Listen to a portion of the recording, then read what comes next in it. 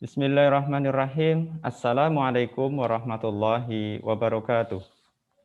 Waalaikumsalam warahmatullahi wabarakatuh. La ilaha illallah, Allahumma sholli ala Muhammad wa ala alihi wa sahbihi ajma'in, amma ba'd. Yang saya hormati Bapak Kepala Seksi Pendidikan Madrasah Kabupaten Kemenak, Kabupaten Sukabumi, Bapak Haji Oja Khairul Syam, SAG MAG. Yang saya hormati Ibu narasumber, Ibu Eri Farihah SPDI MPD, dan Ibu Rita Mulyani SPD, dan para peserta diseminasi pendidikan multikultural yang senantiasa dirahmati Allah. Pertama, marilah kita membacakan rasa syukur kehadirat Allah Subhanahu wa taala. Pada pagi hari ini kita dapat belajar dalam kegiatan diseminasi pendidikan multikultural yang insya Allah akan disampaikan oleh narasumber kita yang hebat dan juga akan juga didampingi dan sekaligus membuka nanti Bapak Kepala Seksi Pendidikan Madrasah Kemenak Kabupaten Sukabumi. Untuk memperlancar agenda pada pagi hari ini, mari kita buka bersama acara pembukaan pada kegiatan hari ini dengan membaca lafal basmalah bersama-sama. Bismillahirrahmanirrahim. Semoga dengan lafal basmalah tersebut akan memperlancar dan juga memberikan kemudahan bagi kita untuk menerima ilmu, menerima manfaat, dan juga dapat kita terapkan dalam kehidupan sehari-hari untuk mendidik anak-anak bangsa. Selanjutnya, acara yang kedua adalah menyanyikan lagu Indonesia Raya. Ayatnya berapa? Untuk menyanyikan lagu Indonesia Raya, nanti Bapak Ibu silahkan bisa berdiri dan juga untuk sama-sama kita bernyanyi meskipun nanti mic tidak perlu dibuka. Kalau nanti mic dibuka, nanti suara akan noise atau bertabrakan.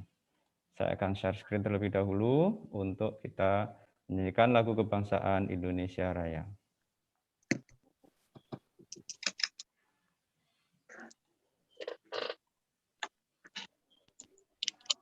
Indonesia tanah airku, tanah tumpah darahku. Di sanalah aku berdiri, jadi pandu hidupku.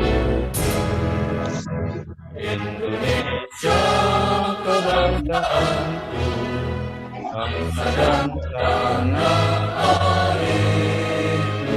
Marilah kita berseru, Indonesia bersatu.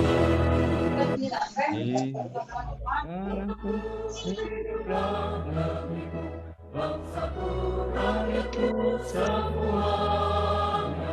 Bangunlah jiwanya, bangunlah badannya untuk Indonesia Raya.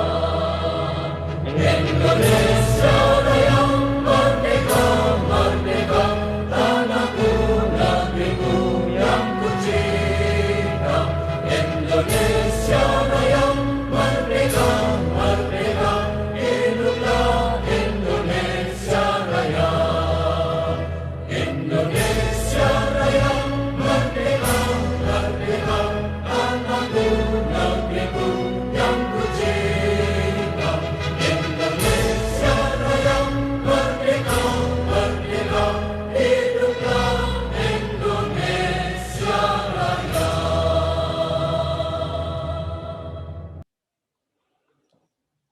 Baik, terima kasih.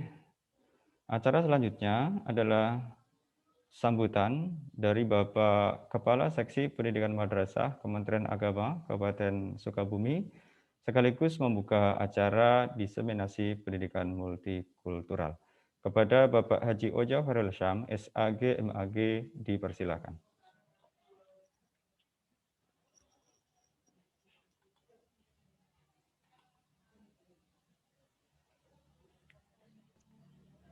Ya, kita mulai. Assalamualaikum warahmatullahi wabarakatuh. Waalaikumsalam warahmatullahi wabarakatuh. Alhamdulillah ahmaduhu alam wa asyhadu ala man asyhadu an la ilaha illallah al malikul azam wa asyhadu anna muhammadan abduhu wa rasuluh. Allahumma shalli ala sayyidina Muhammad wa ala alihi wa sahbihi rahmatin anidawa.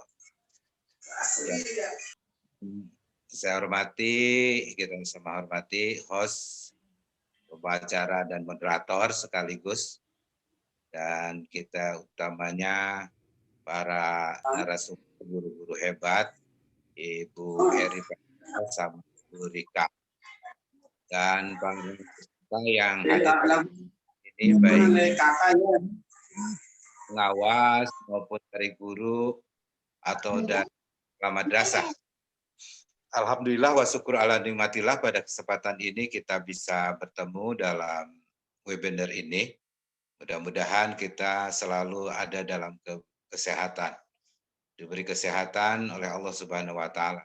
Shalawat serta salam semoga terlimpah curahkan kepada baginda Rasulullah Shallallahu alaihi wasallam, keluarganya, sahabatnya hingga kita sekalian. Pada sambutan ini tidak banyak hal yang ingin saya sampaikan. Yang pertama, hanya apresiasi kepada guru-guru yang hebat, guru-guru yang sudah mengikuti pendidikan jarak jauh di Kelat, dan ini adalah sebuah model dengan ilmu dengan sistem pendidikan multikultural. Bapak sekalian, memang disadari atau tidak, sunnah Rasul bahwa multikultural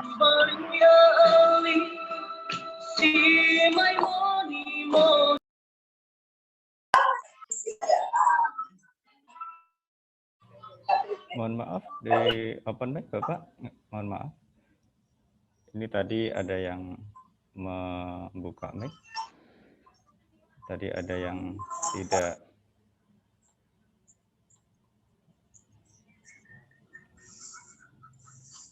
Bapak kasih, mohon untuk membuka mic-nya.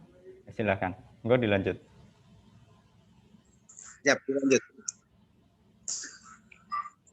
Bang Indonesia pada seperti yang kita pahami, berbagai potensi yang luar biasa, suku, bangsa, bahasa, agama, dan sebagainya. Dan ini adalah sebuah rahmat dari Allah, karena ini juga potensi besar bagi kita.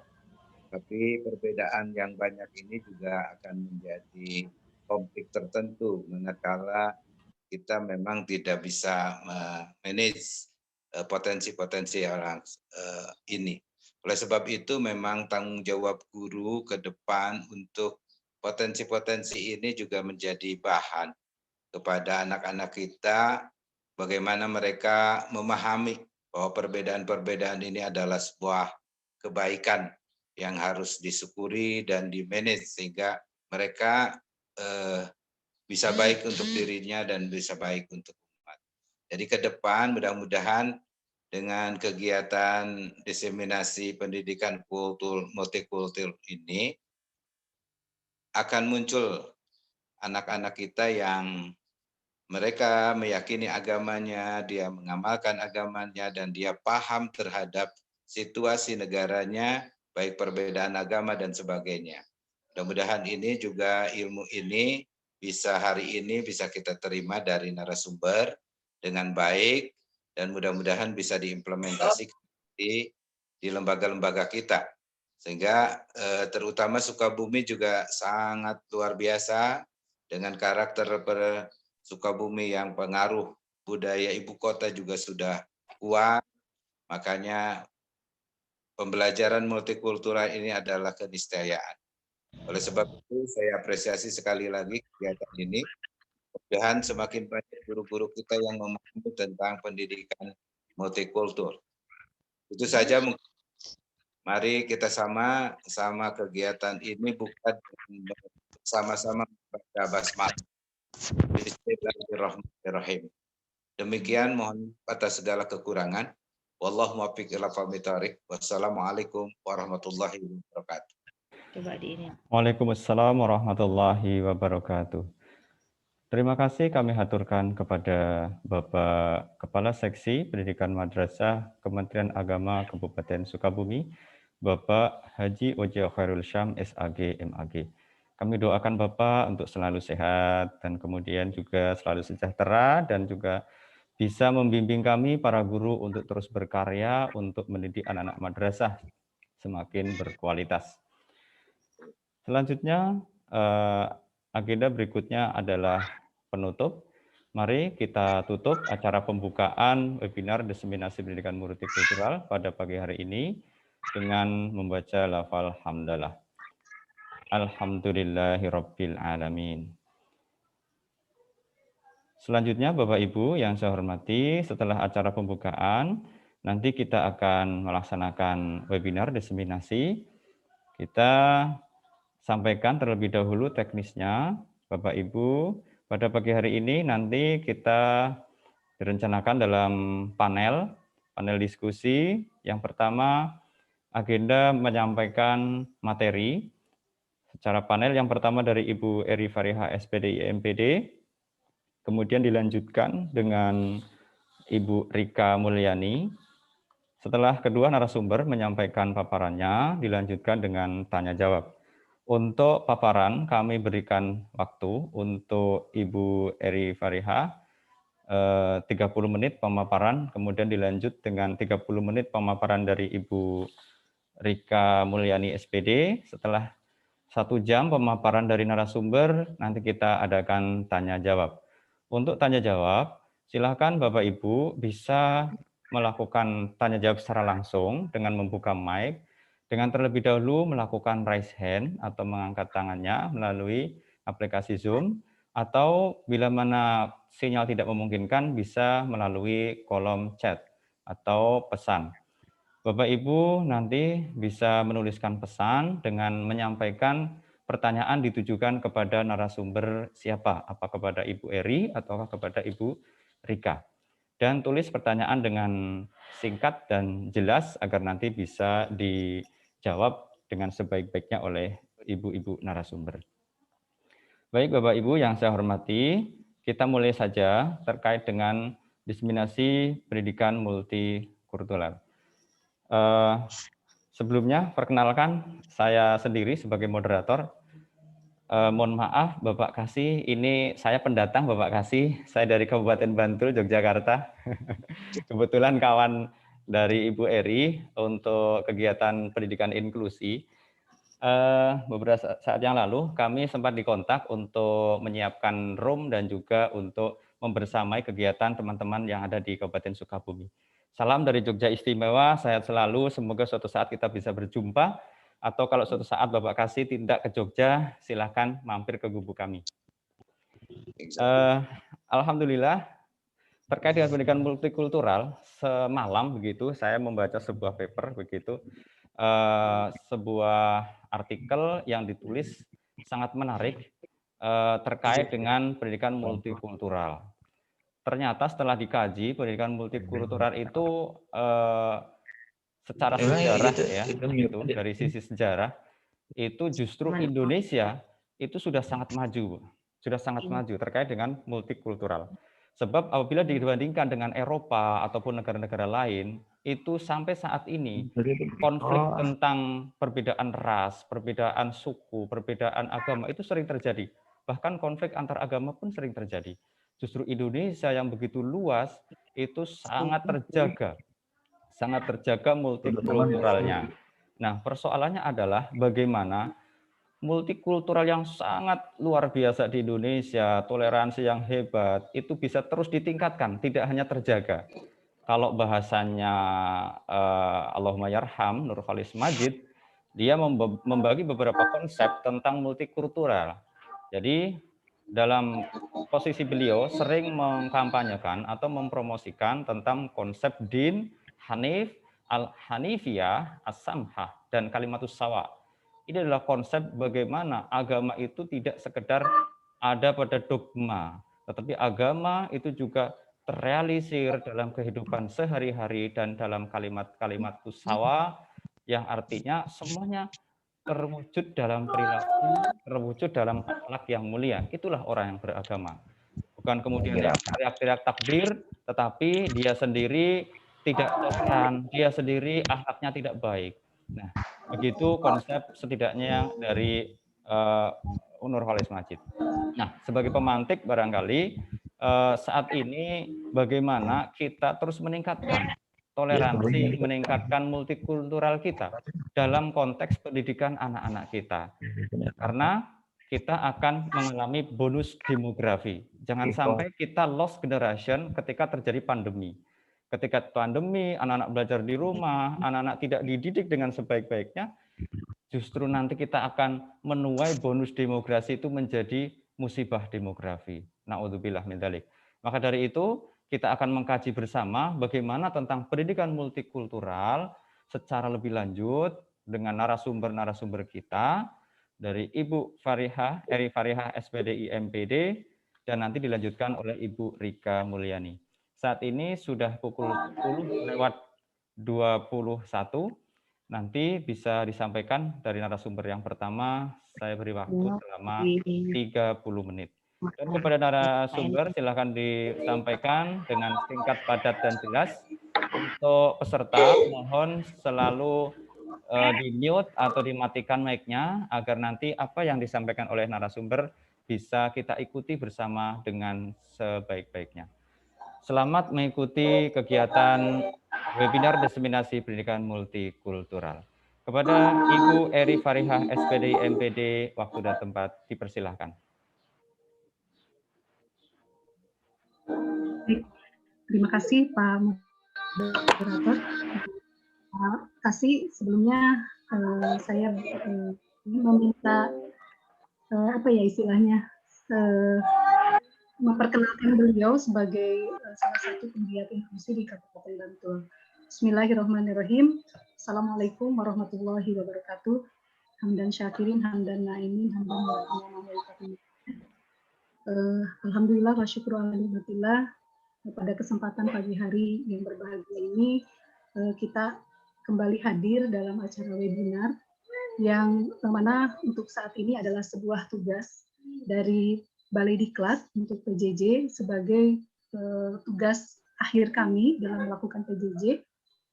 Dengan Bu Rika yang kebetulan satu sekolah, diberikan tugas untuk melakukan diseminasi terhadap apa yang kami dapatkan di Balai Diklat kemarin. Walaupun masih ada waktu 2 hari lagi untuk laporan penutupan dan sebagainya. Namun sebelum saya menyampaikan materi, kita simak dulu video yang akan di-share screen oleh Ibu Rika Mulyani. Barangkali melalui video ini Bapak dan Ibu akan terbuka. Nanti kita akan sedikit diskusi setelah kami memaparkan materi-materi yang telah kami dapatkan di Balai Diklat kemarin. Sebelumnya saya persilahkan kepada Bu Rika untuk membantu mengirimkan videonya.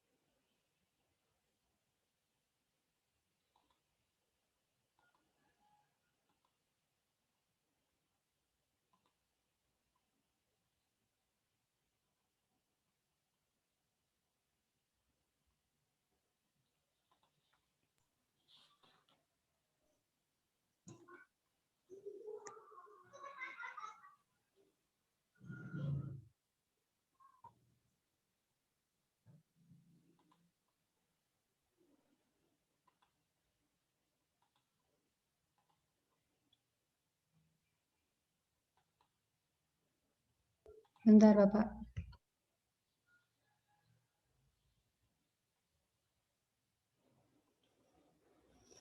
Mungkin sembari share screen, Ibu Eri bisa menyampaikan materi sebentar, nanti sembari Ibu Rika melakukan share screen. Ibu Eri, tolong mic-nya dibuka dulu. Tidak tumpang tindih nanti Pak untuk share screen kalau saya share screen.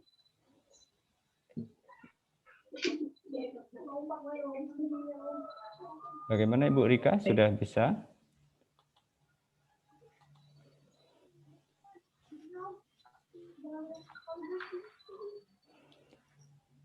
Oke, bagus.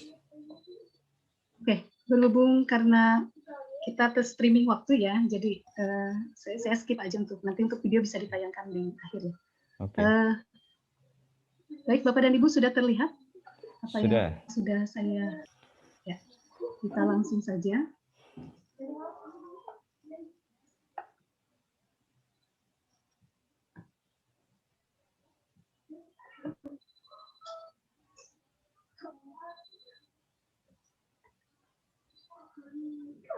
Ya, kenapa saya mengambil dari pengertian terlebih dahulu?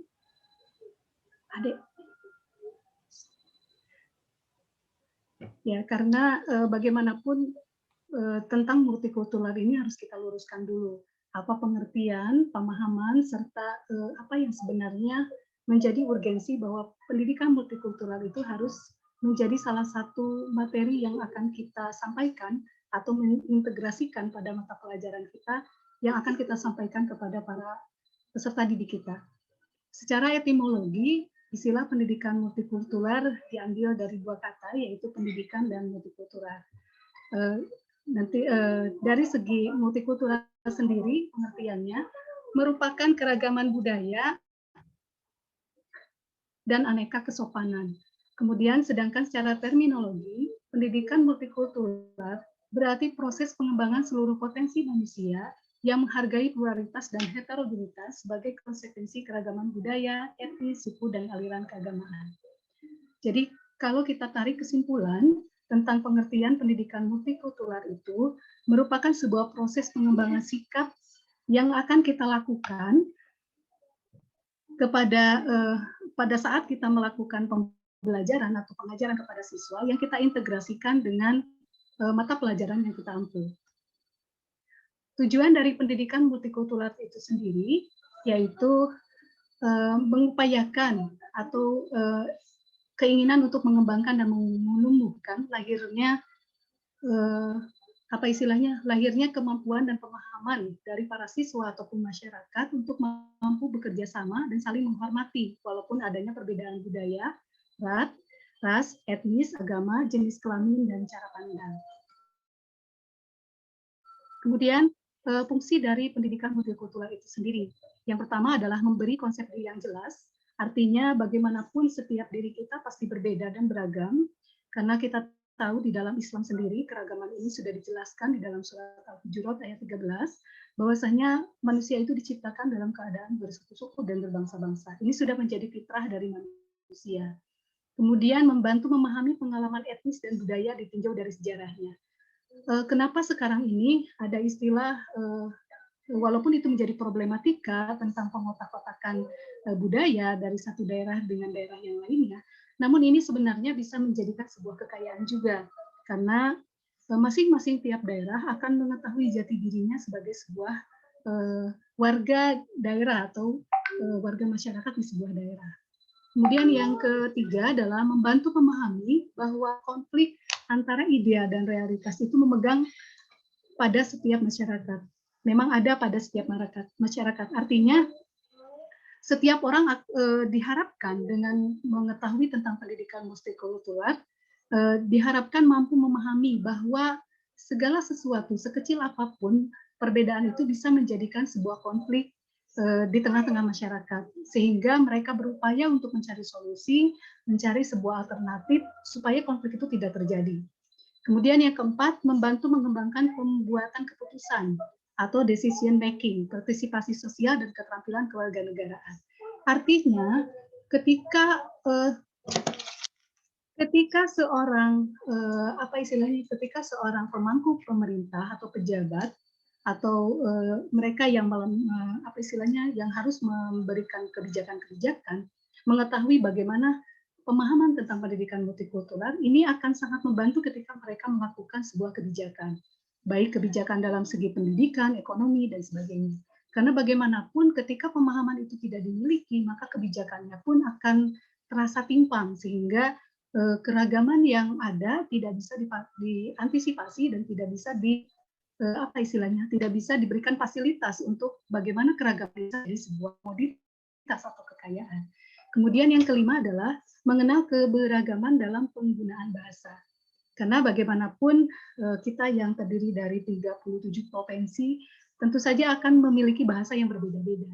Jangankan demikian, satu pulau Jawa saja sudah memiliki beberapa bahasa yang berbeda.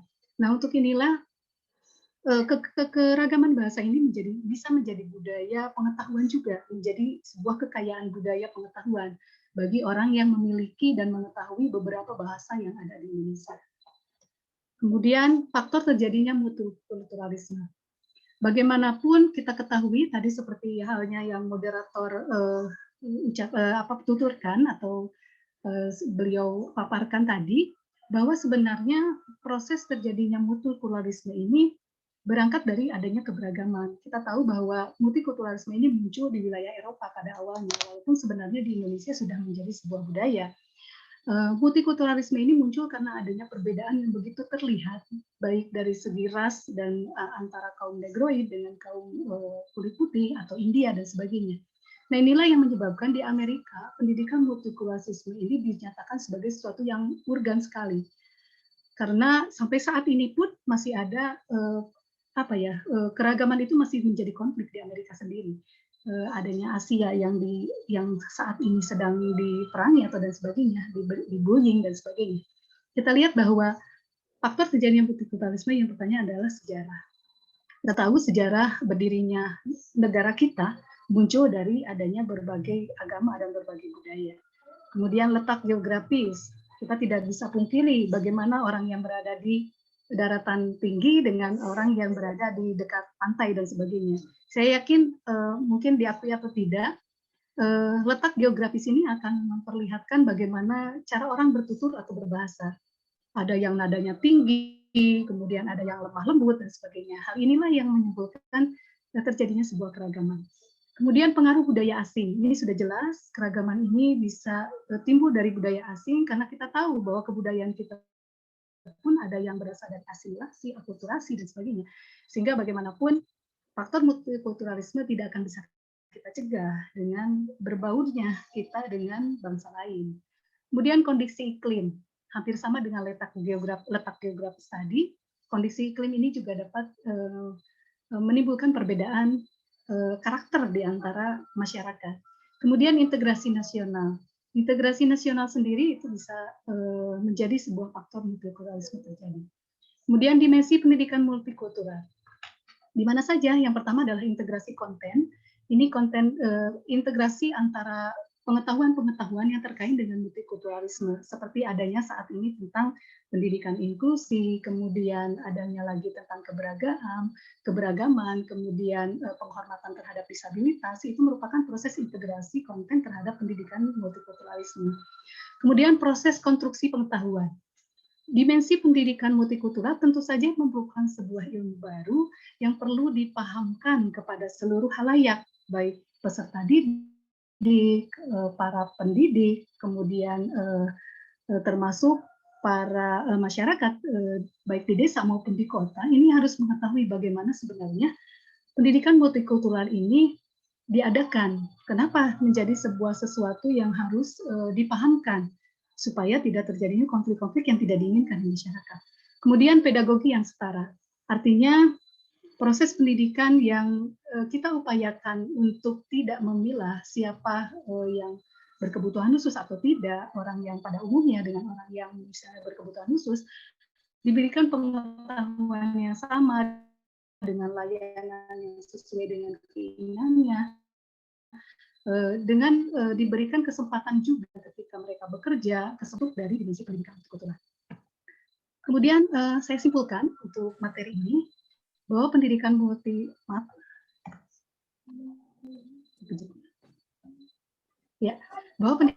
pendidikan multikultural sangat penting diterapkan sejak dini. Kemudian guru, pendidik bertanggung jawab untuk menjadikan peserta didiknya menjadi pribadi yang punya sifat positif, empati, saling menghargai, saling menghormati, demokratis atas segala bentuk perbedaan di lingkungannya. Kekayaan negara Indonesia seperti suku, ras, bahasa, agama, budaya, dan keragaman lainnya. Nah, ini adalah materi pertama saya yang saya akan sharekan. Kemudian materi yang kedua, karena bagaimana materi yang kedua muncul, Pak? Halo? Belum, baru yang tadi. Yang pertama ya? Iya, Sebentar, saya pertama. stop dulu. Karena kita diwajibkan menyampaikan 2 materi, jadi saya materi yang kedua, yaitu tentang pendidikan multikultural. Karena waktu saya cukup terbatas juga, jadi saya akan sedikit meloncat-loncat untuk Sudah, materinya. Bu? Ya, untuk konsep pendidikan multikultural sudah kita bahas bahwa pendidikan multikultural itu adalah memberikan gambaran bahwa tidak ada diskriminasi dalam pendidikan ataupun dalam segala hal. Kemudian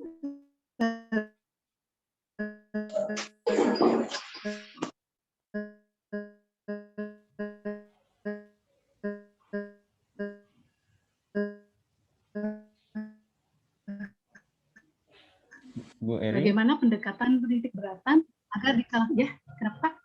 Tadi sempat ada koneksi kurang bagus.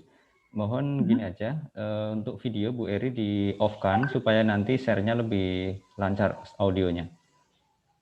Oke, jadi saya video di off-kan saja, stop share berarti? Iya, bukan, videonya, video Ibu. Oh, video saya. Iya. Sebentar.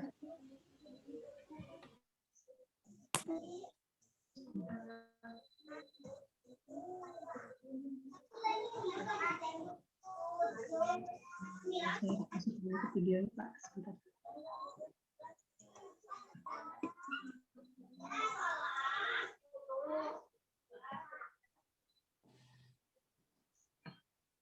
Oke, jelas ya. Kita ulangi. Untuk materi selanjutnya yaitu tentang pendekatan multikultural. Karena bagaimanapun ketika kita mengajarkan atau memberikan pemahaman kepada orang lain membutuhkan sebuah strategi. Nah, pendekatan ini merupakan sebuah strategi atau cara bagaimana kita memberikan pemahaman baik kepada masyarakat ataupun kepada peserta didik kita. Saya jelaskan dulu. Sebentar. Agak terganggu. Ya, saya jelaskan dulu bagaimana proses pendekatan dalam pendidikan multikultural yang bergantung pada sasaran masyarakat. Yang pertama, pengajaran yang diberikan kepada masyarakat tentu saja yang akan berbeda secara kultural dilakukan dengan penitik beratan agar di kalangan mereka terjadi perubahan kultural.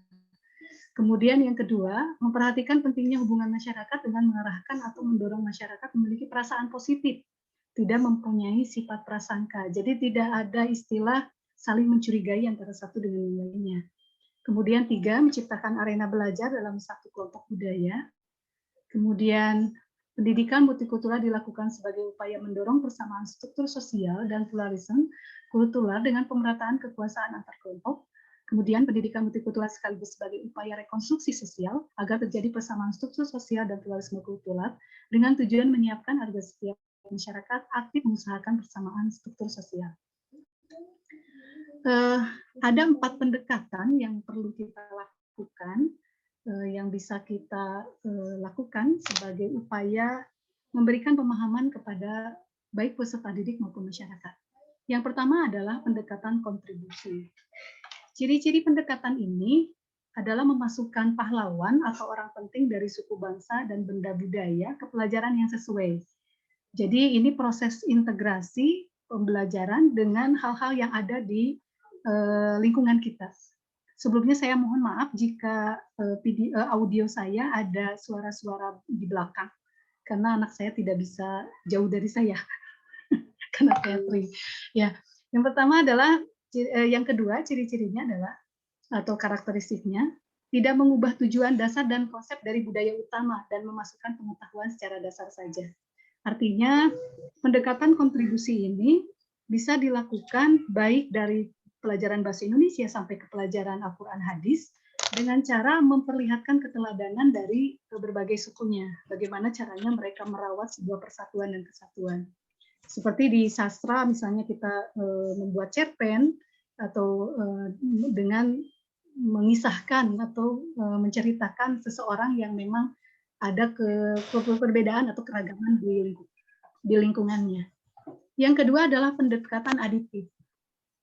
Pendekatan aditif adalah tahap penambahan dari pendekatan kontribusi. Pendekatan ini sudah dilakukan untuk menanamkan pengetahuan secara luas melalui keragaman budaya.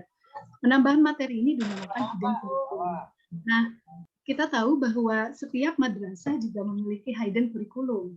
Baik hidden curriculum ini tersusun dalam dokumen satu ataupun tidak, namun hidden curriculum ini akan menjadi sebuah konsep atau upaya untuk melakukan pendidikan multikultural, yaitu dengan memberikan pembelajaran-pembelajaran yang memang untuk mengembangkan karakter mereka dalam saling menghargai dan menghormati satu dengan yang lainnya. Kemudian pendekatan perubahan.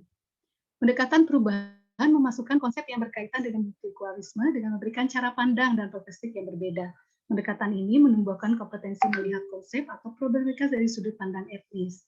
Pendekatan ini disebut proses multiple acculturation. Artinya apa? Anak-anak atau peserta didik dan masyarakat yang akan kita temui nanti diberikan sebuah pendekatan pemahaman tentang multikultural, bagaimana satu buah etnis ini memandang sebuah perbedaan. Nah, cara inilah yang dikatakan bahwa bagaimana etnis tertentu bisa mengikuti perkembangan zaman atau meminimalisir perbedaan di kalangannya. Kemudian terakhir yang keempat, sebentar, sepertinya yang keempat tidak termasuk.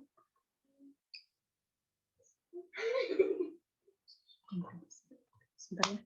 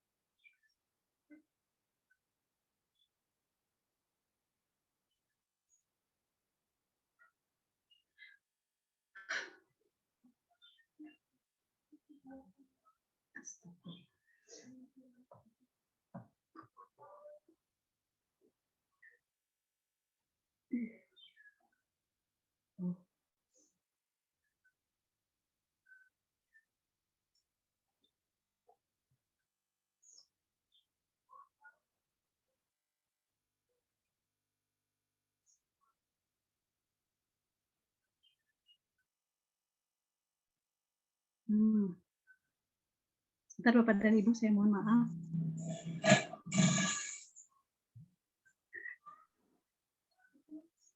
Audionya kurang jelas tuh, putus-putus Bu. Tolong di. Ya, sebentar.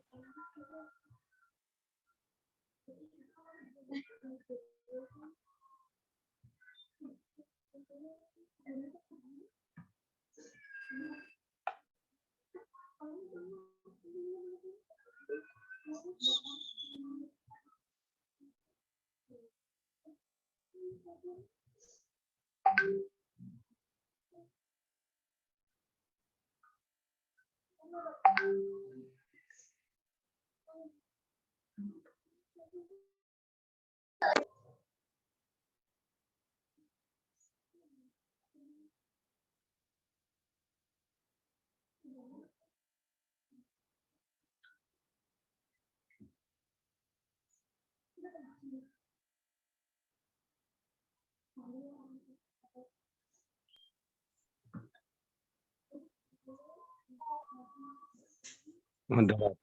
Apa istilahnya, untuk pendekatan yang ketiga ini, keempat ini merupakan pendekatan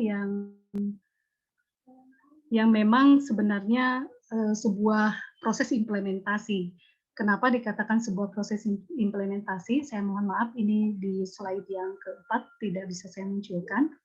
Adalah pendekatan tentang aksi sosial atau yang disebut dengan the social action approach. Artinya apa? Pendekatan aksi sosial ini mendidik siswa ataupun masyarakat dalam mengkritisi masyarakat dan melakukan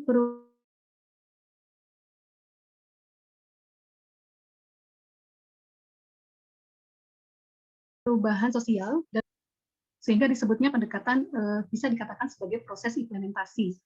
Mohon maaf, apakah saya masih ada, Pak? Masih, Pak Ma'ruf? Bu. Masih. Nah, soalnya tadi ada telepon masuk, saya takut terganggu sinyalnya. Ya, jadi Masih. pendekatan aksi sosial ini atau pendekatan yang keempat ini merupakan sebuah upaya baik kita sebagai pendidik ataupun kita sebagai masyarakat untuk mengajarkan kepada mereka untuk lebih kritis terhadap perubahan-perubahan yang terjadi yang berkaitan dengan keragaman. Kita ketahui bahwa empat akan menimbulkan tolong. Ya, akan mendatangkan 4 komponen yang dapat digunakan guru dalam pembelajaran. Saya tidak menjelaskan di slide. Untuk 4 komponen yang dapat digunakan guru dalam melakukan pembelajaran ini, kita ambil salah satu ahli, yaitu dari Bang Banks. Beliau mengatakan bahwa 4 komponen ini salah satunya adalah sebuah masalah atau pertanyaan. Jadi berkaitan dengan pendekatan ini, kita memunculkan sebuah masalah atau pertanyaan kepada siswa tentang keragaman. Kemudian memberikan sebuah simpulan inquiry yang akan menghasilkan data yang terkait dengan masalah yang diputuskan. Kemudian yang ketiga, simpulan nilai dan analisis moral. Nah, inilah yang perlu kita lebih berikan kepada siswa atau kepada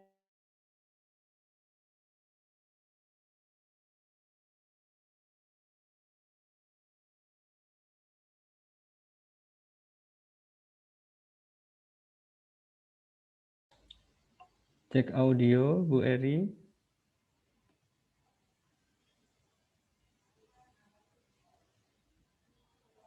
Cek.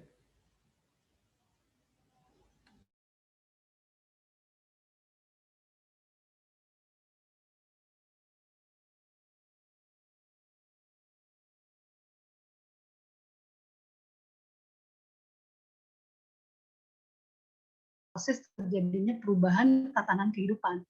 Dengan proses pendekatan dan pemahaman dari kita ataupun dari baik secara apa istilahnya secara mandiri mengetahui bahwa inilah yang seharusnya terjadi dalam tatanan kehidupan dan bagaimana caranya kita mendapatkan sebuah inovasi baru dalam berdagang di pedagang biasa ataupun dengan yang di minimarket, misalnya dengan melakukan lebih membersihkan tempat kita jualan dan sebagainya, melakukan penjualan secara online dan sebagainya. Itu merupakan sebuah proses pemahaman bahwa multikultural itu bisa diminimalisir untuk terjadinya sebuah konflik dengan cara memahamkan kepada kita selaku warga negara atau memahamkan kepada para peserta didik kita bagaimana sebenarnya sebuah keragaman itu menjadi sebuah kekayaan dan menjadi sebuah hal yang bisa menjadikan kita sebagai manusia yang lebih dapat berempati, saling menghormati, dan saling menghargai. Barangkali itulah pemaparan dari saya, 2 materi, yaitu tentang konsep pendidikan multikultural dan bagaimana pendekatan multikultural dapat dilakukan baik di masyarakat maupun di sekolah atau madrasah. Saya kembalikan kepada moderator. Terima kasih atas perhatiannya. Wabillahi taufiq wal hidayah. Assalamualaikum warahmatullahi wabarakatuh. Waalaikumsalam warahmatullahi wabarakatuh. Terima kasih atas pemaparan dari Ibu Eri Farihah, SPD MPD, yang menyampaikan tentang konsep dan pendekatan tentang pendidikan multikultural. Selanjutnya, pemaparan yang kedua akan disampaikan oleh Ibu Rika Mulyani, SPD. Kepada Ibu Rika Mulyani, SPD, silakan untuk bisa menyampaikan materi tentang pendidikan multikultural. Silakan Ibu. Ya Bapak, terima kasih. Oke, Assalamualaikum warahmatullahi wabarakatuh. Saya Rika dari dengan Bu Eri dari MTSN 3 Sukabumi. Kami ini berencana untuk men-share mungkin ya Bapak ya, bukan mengajari, tapi men-share, menginformasikan kembali dari materi yang sudah kami peroleh dari para WI kami, yakni yang terhormat mungkin di sini tadi Ibu Yaya, kemudian ada juga Pak Yuda. Nah, kami diberi tugas untuk mendiseminasikan itu untuk menginformasikan kembali kepada teman-teman kita. Juga kami juga diberi tugas untuk men-sharekan juga ke para siswa. Jadi, kenapa adanya multikultural ini, pendidikan multikultural? Tadi sebelumnya sudah dijelaskan oleh Ibu Eri. Apa penyebab adanya pendidikan multikultural ini? Mungkin tadi garis besarnya itu adalah karena keberagaman dari Indonesia sendiri. Nah, sebelum ke materi, saya ingin men-sharekan sebuah video. Mudah-mudahan dari video ini menjadi perenungan juga bagi kita sebagai para pendidik khususnya, agar tidak terjadi seperti dalam video ini.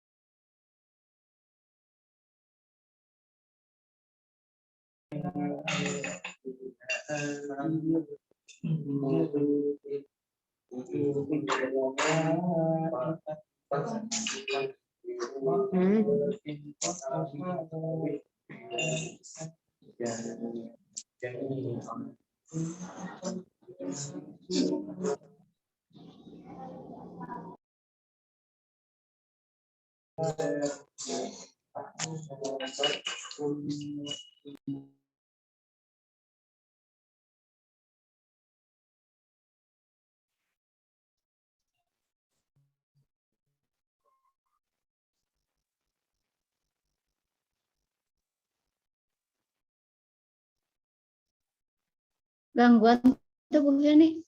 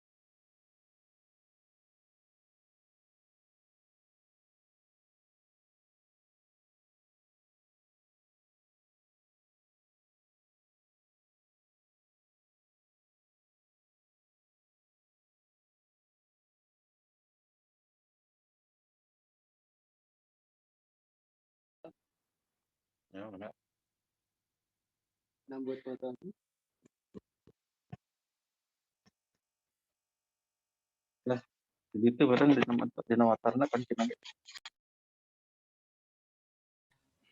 Sepertinya audio belum masuk, Bu Rika.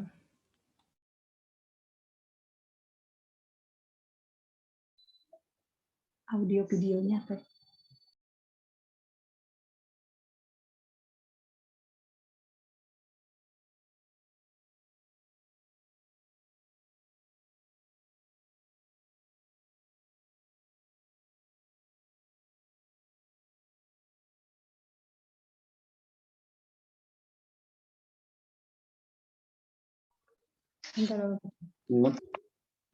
Ada suara ya Bapak?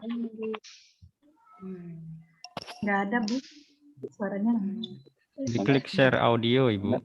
Untuk ada fasilitas klik share audio itu di biasanya itu. Bisa lagi.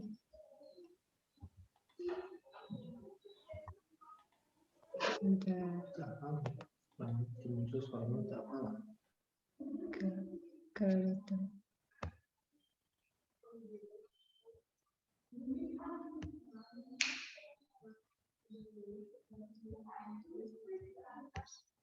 Oke, tadi dia mau salah. Ini mana bisa? Ke basic ya. Ini lagi dibuka.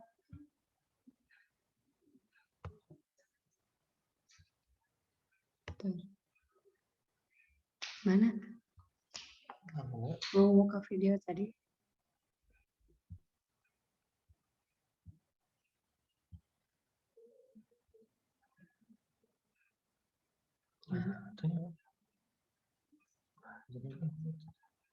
Ya tuh.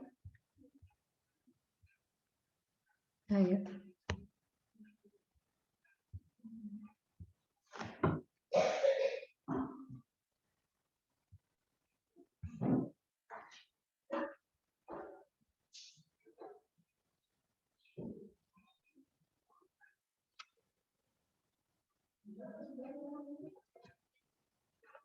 Ada suaranya, Pak?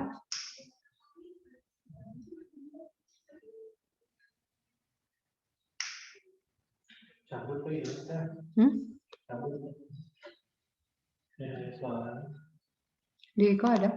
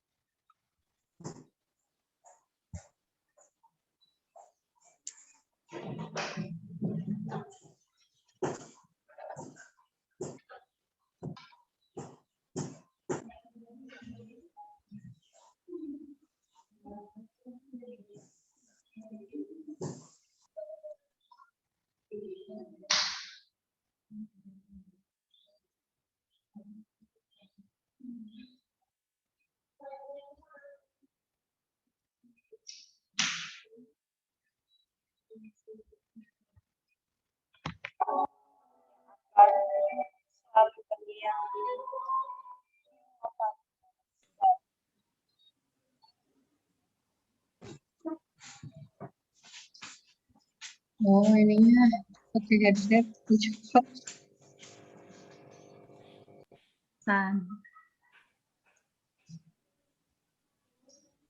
Headsetnya tadi buka dulu.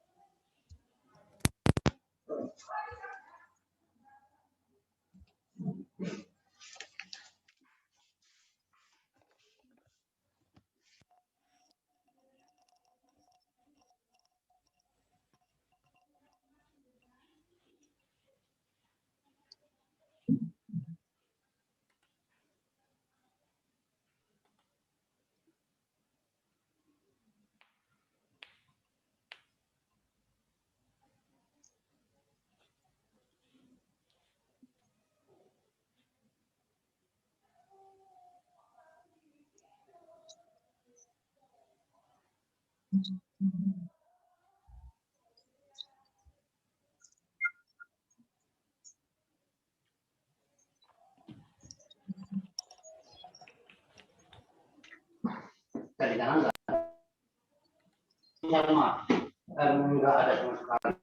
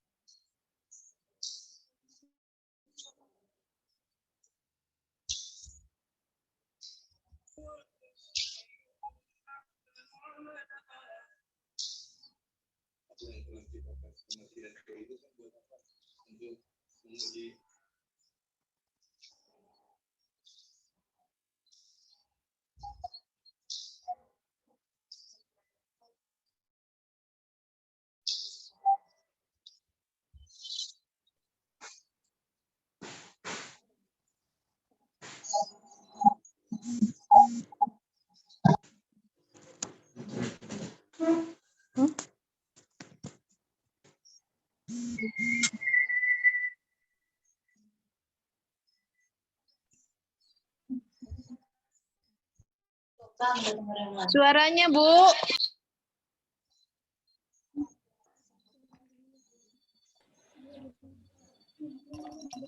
Bu Rika, bisa dikoneksikan suaranya untuk videonya.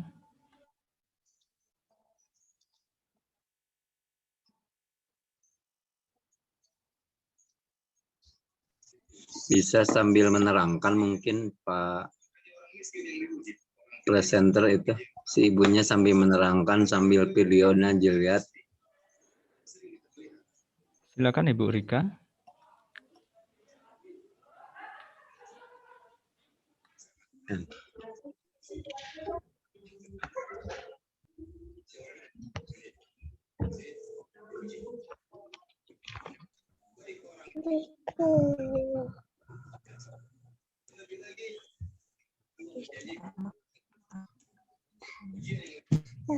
Ya Bapak, tadi itu sebuah video tentang menggambarkan tentang keragaman dari Indonesia. Indonesia ini memiliki beragam agama, kebudayaan, bahasa, ras, dan sebagainya. Hal itu harusnya disyukuri dengan adanya keberagaman itu, dengan kemajuan teknologi, tapi tidak diimbangi dengan adanya penyaringan dari sana. Sehingga mungkin tadi di akhir ada kasus bullying, itu mungkin banyak yang terjadi di sekolah-sekolah. Nah, sebelumnya tadi sebenarnya udah dibahas tentang konsep dari pendidikan multikultural itu oleh Ibu Eri. Nah, selanjutnya saya ingin membahas tentang paradigma dari pendidikan multikultural.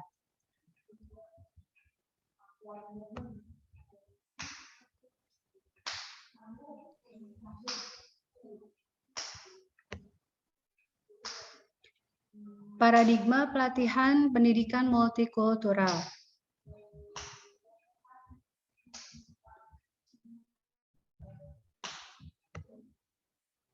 Oke.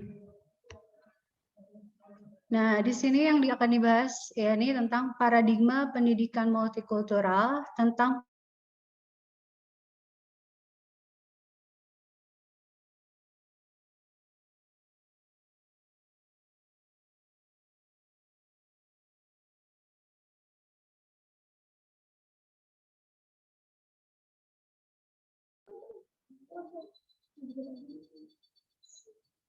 Sepertinya beliau ada gangguan, Pak Ma'ruf.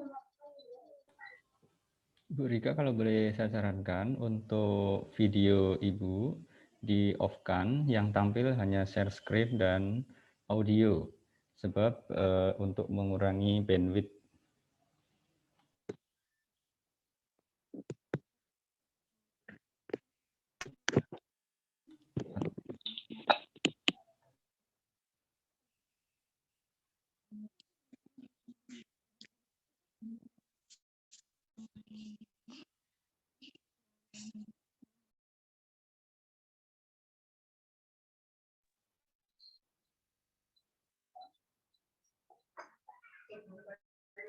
Mohon ditunggu ya Bapak dan Ibu.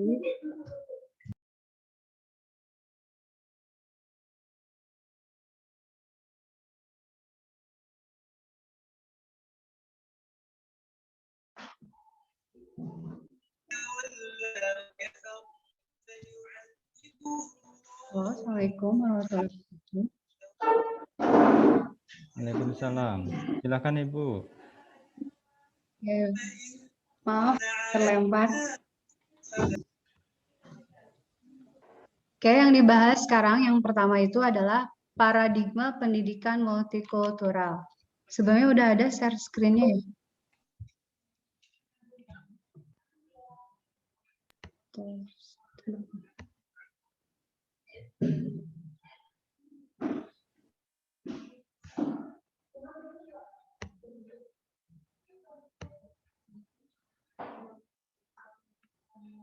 Udah ada Bapak share screen-nya?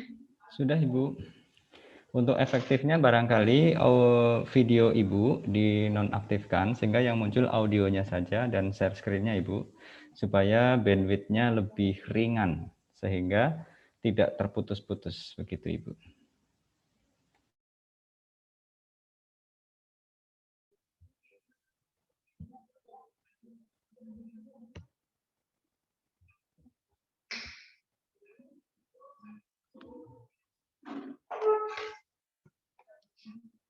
Terus versinya udah ada belum, Bi?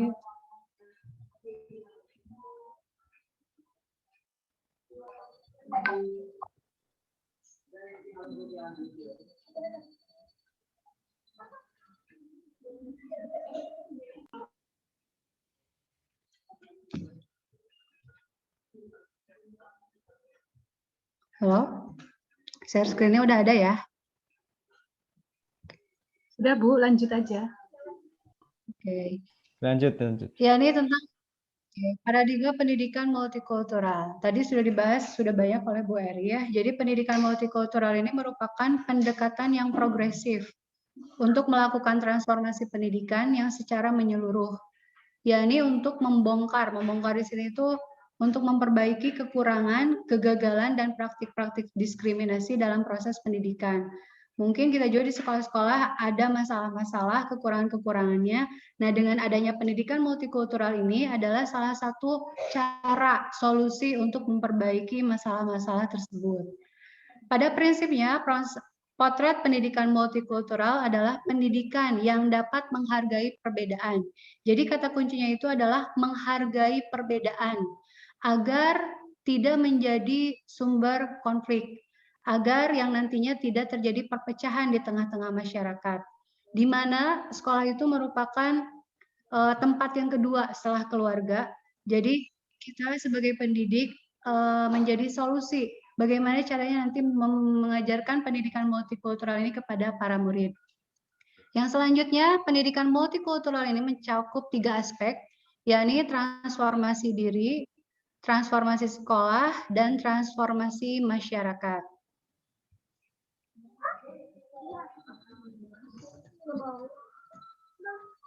Ini adalah penciptaan kesetaraan pendidikan bagi seluruh warga masyarakat.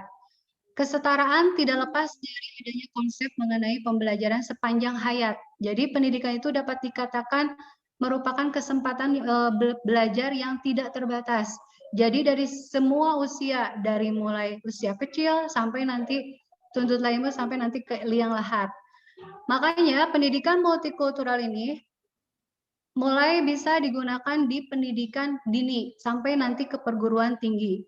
Kemarin pada saat kita mendapatkan diklat pengajaran di mata kuliah di perguruan tinggi, pendidikan multikultural ini ada sebuah jurnal dengan menggunakan cerpen. Jadi cerpen di sini itu nanti bisa mudah dipahami oleh anak. Biasanya kan kalau anak itu kalau misalnya disuruh baca jurnal-jurnal itu kurang tertarik. Makanya dari peneliti tersebut dia menggunakan media komik untuk men-sharekan, menginformasikan apa sih multikultural tersebut. Kemudian di sini juga pendidikan sepanjang hayat bertumpu pada kepercayaan bahwa belajar juga terjadi sepanjang masa. Jadi belajar tanpa batas. Kemudian yang selanjutnya masih hal-hal yang sama, yakni berkaitan dengan hal tersebut, dikatakan pendidikan sepanjang hayat akan berakhir apabila manusia ini meninggalkan dunia fana. Jadi pendidikan dapat diakses tanpa terhalang oleh waktu dan banyak kesempatan untuk belajar. Kemudian yang selanjutnya, tadi sebelumnya sudah dibahas juga oleh Bu Eri. Nah, dari sini adanya masyarakat belajar, yakni learning society. Learning society ini merupakan ciri yang pertama, sebagian besar atau seluruh warga masyarakat aktif mencari informasi yang berhubungan dengan kepentingan dan kebutuhan kehidupannya. Nah, informasi-informasi inilah masyarakat itu butuh informasi, di mana sekarang pendidikan multikultural ini masih sedikit untuk digembar-gemborkan. Nah, kami di sini alhamdulillah mendapatkan materi kemarin, mungkin di sini untuk mendiseminasikan, menginformasikan kepada Bapak, Ibu di sini dengan buku, jurnal, surat kabar, majalah. Nah, di sini adalah media-media. Bagaimana sih caranya men-share pendidikan multikultural? Kemudian menggunakan jurnal, surat kabar. Yang selanjutnya juga bagi yang mampu dan biasa menulis juga bisa. Mungkin di sini Bapak Ibu memiliki blog bisa juga menulis di blognya itu tentang pendidikan multikultural ini. Kemudian melakukan kegiatan belajar secara sadar dan berkelanjutan. Di sini itu ya ini dari tahap yang bawah dari pendidikan dini sampai nanti ke tahap perguruan tinggi, dan selanjutnya sadar dan percaya bahwa belajar adalah kebutuhan dan bagian yang tidak dapat dipisahkan dalam memelihara dan mengembangkan hidupnya ke arah yang lebih baik. Ini merupakan salah satu dari paradigma pendidikan multikultural. Kemudian selanjutnya, nah, bagaimana hubungan antara kurikulum dan karakter serta pendidikan multikultural? Jadi, kurikulum ini sangat berkaitan erat dengan pendidikan ini, di mana pendidikan multikultural ini bisa digunakan dalam mengajar Bapak Ibu, mungkin dalam pelajaran sosiologi, kemudian kalau di MTS dalam pelajaran IPS, agama. Nah, kita juga bisa mensisipi si pendidikan multikultural tersebut. Contoh saya ini alhamdulillah mengajar matematika. Kemarin juga oleh WI, para WI itu kita diminta untuk bagaimana sih caranya menyisipi si pendidikan multikultural ini dalam mapel yang kita ampuh. Alhamdulillah hari ini saya juga udah men-sharekan ke siswa, pendidikan multikultural ini ternyata bisa juga dikaitkan dengan matematika. Contohnya, tentang bab statistik. Mungkin dari statistik itu sebelumnya kita bisa men-sharekan ke anak-anak didik kita. Misalkan tadi contohnya itu keberagaman mata pencaharian di Indonesia. Misalkan di daerah wilayahnya aja.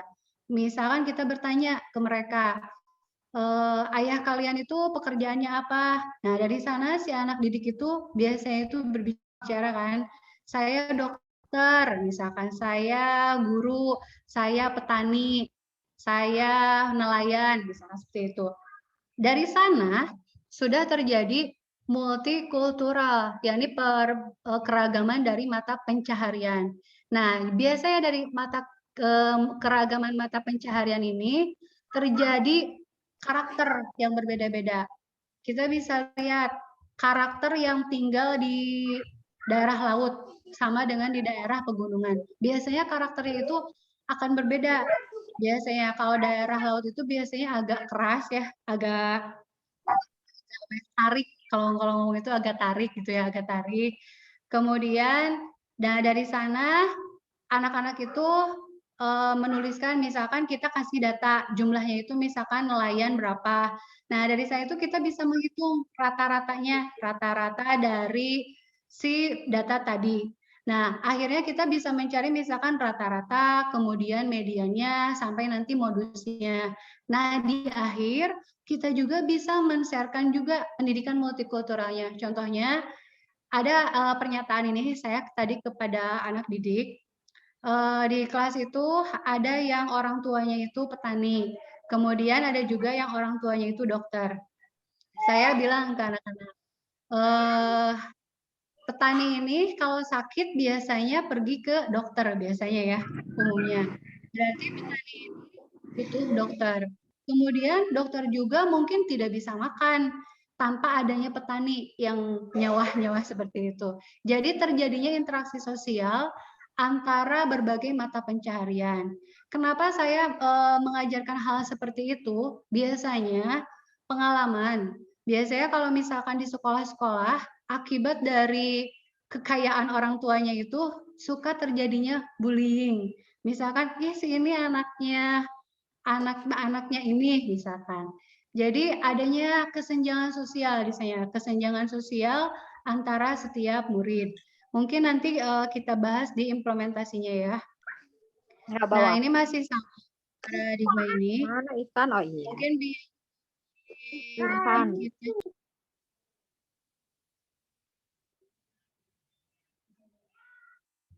Kita share screen yang kedua.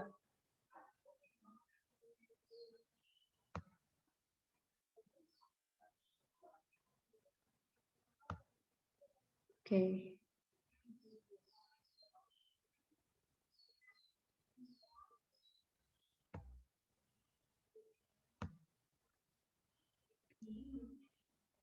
Di layar sudah implementasi Bapak Ibu? Sudah, Ibu. Nah, ini Pak, ini tahap akhir. Kita sebagai pendidik itu harus seperti apa sih dalam mendidik anak kita ini? Tadi saya di awal bilang, guru ini merupakan orang tua kedua bagi anak ya, orang tua kedua bagi anak. Namun, guru juga menjadi orang tua pertama. Kenapa saya sebut orang tua pertama? Mungkin Bapak Ibu juga ada di rumah, misalkan orang tuanya itu jauh pergi jadi TKW, misalkan seperti itu. Itu pengalaman saya. Jadi di rumah itu ada anak yang tinggal dengan tetangganya, kemudian dengan neneknya, jadi tanpa adanya orang tua. Kita ketahui tanpa adanya orang tua itu biasanya pendidikannya itu berbeda dengan keberadaan orang tua. Nah, di sini saya ingin men-sharekan tentang implementasi pendidikan multikultural. Nah, nanti akan dibahas latar belakangnya seperti apa, kemudian identifikasi kemultian di sekolah itu seperti apa sih? Mungkin nanti bisa sambil share juga, ini hanya garis besar yang saya tampilkan. Nah, ini. Latar belakangnya itu adalah Undang-Undang Nomor 20 Tahun 2003, yakni pasal 12 ayat 1A. Ini yang menjadi latar belakang dari implementasi ini. Yang isinya, setiap peserta didik pada satuan pendidikan berhak mendapatkan pendidikan agama sesuai agama yang dianutnya dan diajar oleh pendidik yang seagama. Nah, dari sana dari Undang-Undang Nomor 20 ini di garis besarnya itu gini. Jadi kalau misalkan anak itu beragama Islam contohnya, pemerintah itu sudah memberikan pendidikan untuk yang beragama Islam itu misalkan bisa di MAN, di MTS, di MI. Sedangkan kan kalau SD, SMP itu berlaku umum ya. Kemudian untuk yang beragama Kristen juga ada sekolah-sekolahnya. Kemudian untuk agama Hindu, agama Buddha juga ada. Nah, di sini juga oleh pendidik yang seagama. Khususnya untuk pendidikan yang keagamaan, ini juga pendidiknya juga harus yang seagama. Contoh mungkin saya mengajar di MTS 3 Sukabumi ini, untuk Quran hadis, kan nggak mungkin ya Pak ya, diajar oleh yang mungkin beragama bukan Islam. Nah, jadi yang seagama. Kecuali untuk mapal umum. Namun biasanya yang mapal umum itu seperti saya matematika bisa mengajar di umum, bisa di kayak SD, SMP, SMA, juga bisa juga di bawah naungan Kemenag. Nah, di sini itu terdapat 3 tujuan utama, yakni menjaga kemurnian ajaran agama. Kemudian kedua, dengan adanya guru agama ini yang memenuhi syarat, ini tuh mengajarkan akan menjaga kerukunan hidup beragama bagi peserta didik yang berbeda. Yang ketiga, pendidikan agama yang diajarkan oleh pendidik seagama itu menunjukkan profesionalitas dalam penyelenggaraan proses pembelajaran pendidikan agama. Ini. Nah, bagaimana dengan Undang-Undang PP 55? Jadi kaitannya ini Undang-Undang Nomor 20, Pasal 12, dan PP 55. Yakni ini tuh implementasi kemultian berdasarkan kemultian dalam pendidikan. Nah, ini poin-poinnya. Peserta didik itu berhak mendapatkan pendidikan sesuai agamanya. Kemudian yang kedua, pelayanan pendidikan sesuai bakat dan minat.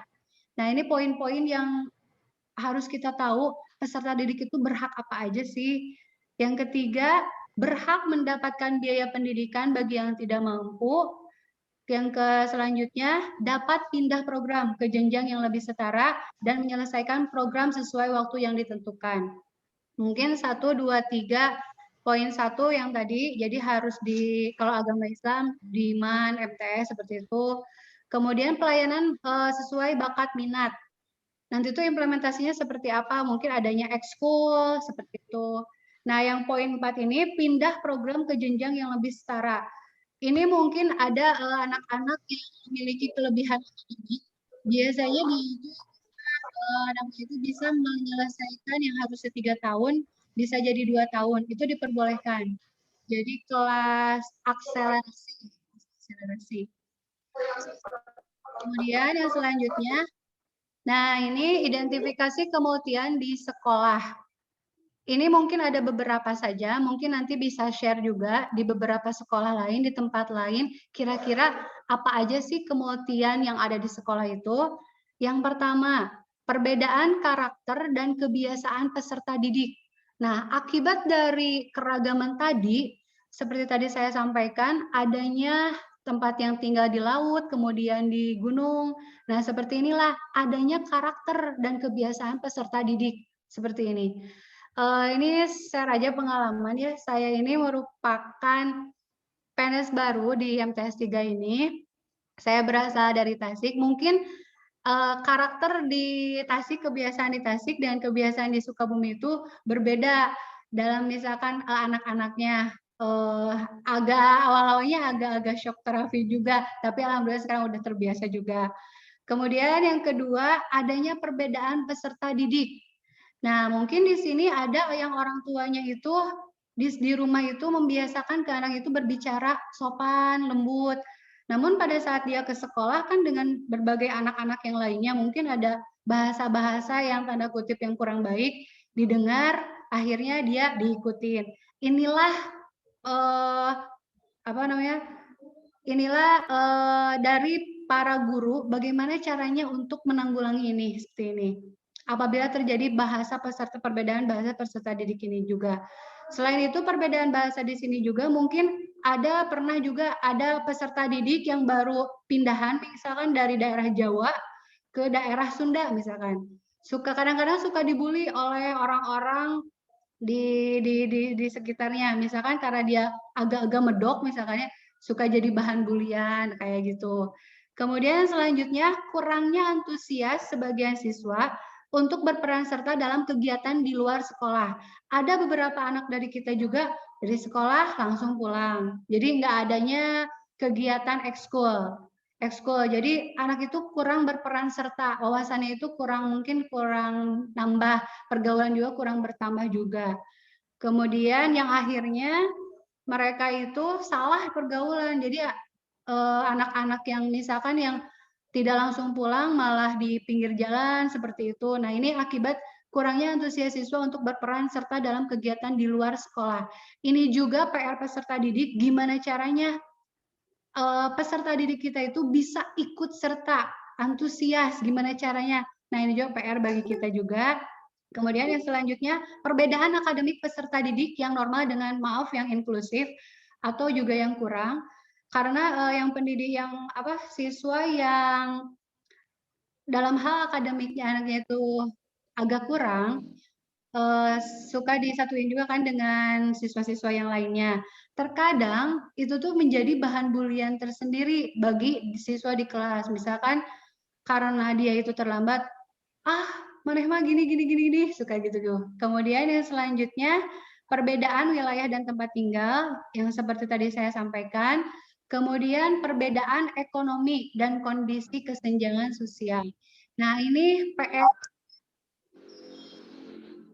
yang ada di sekolah ini hanya sebagian.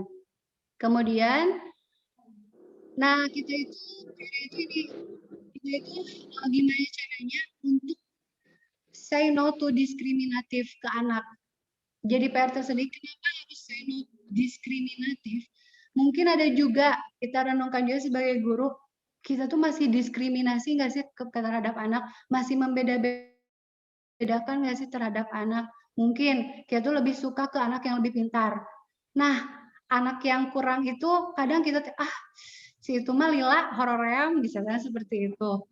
Kita menjadi PR tersendiri, dan mungkin di sini nanti bisa Bapak Ibu juga nanti di sesi tanya jawab bisa men-sharekan mungkin ada masalah-masalah lain di tempat kerjanya atau di lingkungannya. Nah, bagaimana bentuk implementasi pendidikan multikultural? Nah, ini implementasi pendidikan multikultural terintegrasi dengan mata pelajaran. Nah, ini di perguruan tinggi multikultural ini masuk ke mata kuliah. Jadi ada mata kuliahnya.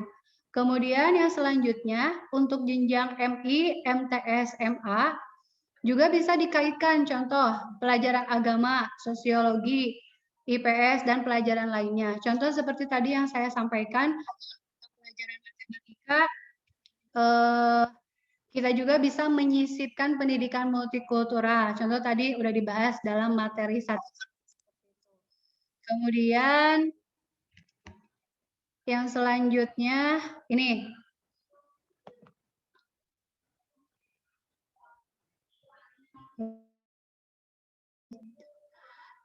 Yang selanjutnya, implementasi pendidikan multikultural dalam kegiatan ekstrakurikuler. Tadi juga dibahas dengan diadakannya ekskul, OSIS, tari, pramuka, pencaksilat, dan yang lainnya. Jadi ini juga nggak hanya sebagai nama ya Bapak Ibu Bapak. Jadi kita nyari sekreatif mungkin gimana caranya bisa menarik anak itu untuk bisa mengikuti ekskul ini. Kemudian implementasi yang selanjutnya, layanan konseling. Layanan konseling ini sangat perlu sekali di sekolah. Layanan konseling ini tidak hanya BK saja sebetulnya. Sebetulnya menurut saya itu wali kelas yang menjadikan faktor utama layanan konseling itu utama. Karena apabila sama BK dikerjakan semuanya itu tidak mungkin. Jadi wali kelas ini merupakan layanan konseling pertama untuk peserta didiknya. Di sini layanan konseling ini menjadi salah satu tempat menjembatani persoalan kemudian di sekolah. Jadi menjembatani curhat-curhat mereka itu apa aja sih masalahnya. Kemudian, dan ini yang harap diingat juga, kita tidak boleh diskriminasi terhadap peserta, harus menerima dari manapun si anak tersebut. Kemudian yang selanjutnya, implementasi mulok. Nah, ini juga implementasi mulok ini perlu juga. Ini juga bisa disesuaikan dengan kondisi daerah. Mungkin pelajaran-pelajaran mulok bisa dimasukkan ke dalam mata pelajaran. Yang selanjutnya, sifat-sifat yang harus ditanamkan oleh guru agar tercapai pembelajaran multikultural ini seperti apa? Nah, seperti ini. Paradigma keberagaman. Jadi kita itu harus paham dulu apa sih keberagaman itu seperti apa. Yang selanjutnya kita itu harus menghargai keberagaman bahasa budaya Indonesia. Yang selanjutnya membangun sensitivitas gender. Jadi sama ya, jadi harus membeda-bedakan. Kemudian sifat kepedulian sosial. Jadi dari gurulah mereka kita harus lebih peduli, dari sana mereka mencontoh. Kemudian yang selanjutnya membangun sikap anti diskriminasi antar etnis. Itu sifat-sifat kita sebagai pengajar. Kemudian apa sih peran pendidik dan lembaga pendidikan dalam pendidikan multikultural? Nah, inilah. Yang pertama, mengintegrasikan materi multikultural ke dalam mata pelajaran secara holistik yang tadi. Jadi mengintegrasikan ke dalam mapel-mapel yang ada di sekolah Ibu Bapak. Karena tanpa kita sharekan ke anak, pendidikan multikultural ini tidak akan terwujud. Justru tadi perpecahan di Indonesia ini akan semakin bertambah. Kemudian memilih dan mengembangkan pendidikan multikultural yang visible bagi siswa.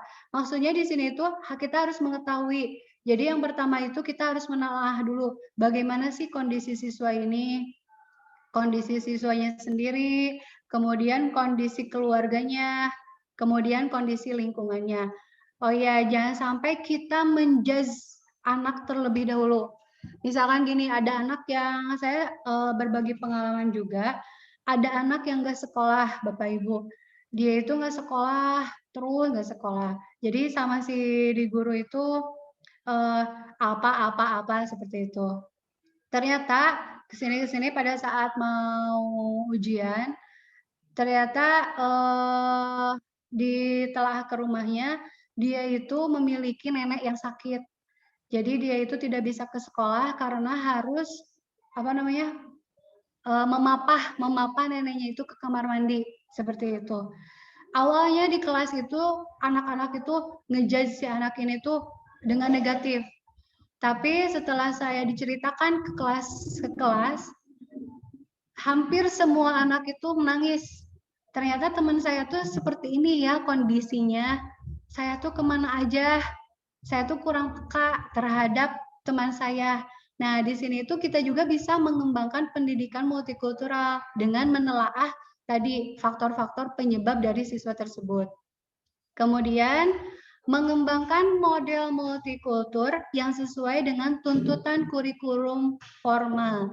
Jadi kurikulum yang ada, mungkin di sini ada Bapak kurikulum juga ya, kita juga bisa mengembangkan pendidikan multikultur ini dengan kurikulum. Jadi kurikulum yang udah ada ini bisa disisipi oleh pendidikan multikultur ini.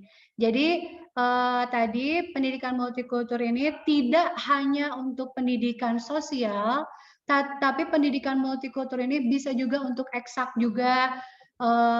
Yang eksak juga kemarin saya dapat ilmu juga dari Bu Yaya sebagai untuk mata itu kok bisa ya pendidikan multikultur ini masuk ke pelajaran biologi. Nah, di pelajaran biologi itu kan biasanya ada tumbuhan. Tumbuhan itu berbeda-beda. Tumbuhan itu bentuknya itu berbeda-beda. Ada dari bunga, misalkan ada bunga apa, sampai warnanya itu berbeda-beda. Mungkin bagi anak itu kurang memahami, oh ya udahlah warnanya beda seperti itu. Tapi dari sana itu kita bisa menyisipi si pendidikan multikultur ini dari tumbuhan tadi. Jadi itulah Bapak Ibu implementasi dari pendidikan multikultural. Iya, sekian penjelasan dari saya. Wassalamualaikum warahmatullahi wabarakatuh. Saya lanjutkan ke MC. Terima kasih pemaparan yang luar biasa dari Ibu Eri dan Ibu Rika. Bapak Ibu yang saya hormati, peserta webinar Diseminasi Pendidikan Multikultural. Saat ini kita sampai pada sesi tanya jawab. Silahkan Bapak Ibu menyampaikan pertanyaan baik secara langsung melalui Zoom dengan membuka mic atau audio atau dengan cara menulis pesan di kolom chat. Menarik sekali apa yang sudah dipaparkan oleh kedua narasumber tadi terkait dengan teori dan juga implementasi dari pendidikan multikultural. Bapak Ibu bisa menyimak dengan jelas luar biasa bagaimana pendidikan multikultural itu sesungguhnya secara perundang-undangan dan aturan kebijakan sebenarnya sudah ada dasar hukumnya, tinggal bagaimana kita di lapangan mempraktekkan, menyisipkan dalam konten materi ataupun dalam kurikulum dan juga dalam praktek pembelajaran di kelas masing-masing. Silahkan apabila ada Bapak Ibu yang ingin bertanya terkait apa yang sudah dipaparkan oleh dua narasumber kita pada pagi hari ini, ada kesempatan yang luar biasa bisa langsung bertanya kepada narasumber kita. Silahkan Bapak Ibu bisa melakukan raise hand atau juga langsung open mic untuk bertanya terkait pendidikan multikultural.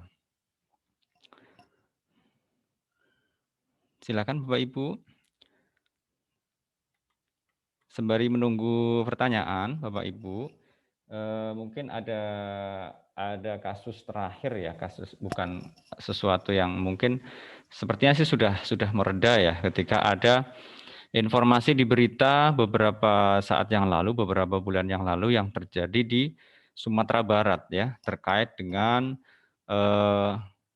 pengenaan tentang aturan dalam pemakaian jilbab begitu ya di dalam lembaga pendidikan. Kemudian bahkan sampai Mas Menteri menurunkan sebuah aturan tentang itu. Bagaimana cara pandang narasumber terkait dengan pendidikan multikultural? Bagaimana sekolah negeri begitu atau mungkin di sekolah ya itu untuk informasi atau isu tentang pemakaian jilbab bagi siswa-siswi sekolah. Ya, yang saat itu memang Mas Menteri menyampaikan agar dibebaskan begitu kan, dibebaskan sehingga sekolah tidak perlu membuat aturan bahwa wajib mengenakan jilbab begitu.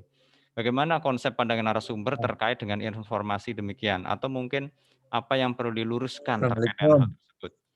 Monggo silahkan, ada yang bertanya? Ya, Pak. Assalamualaikum. Waalaikumsalam, silakan dari Bapak siapa?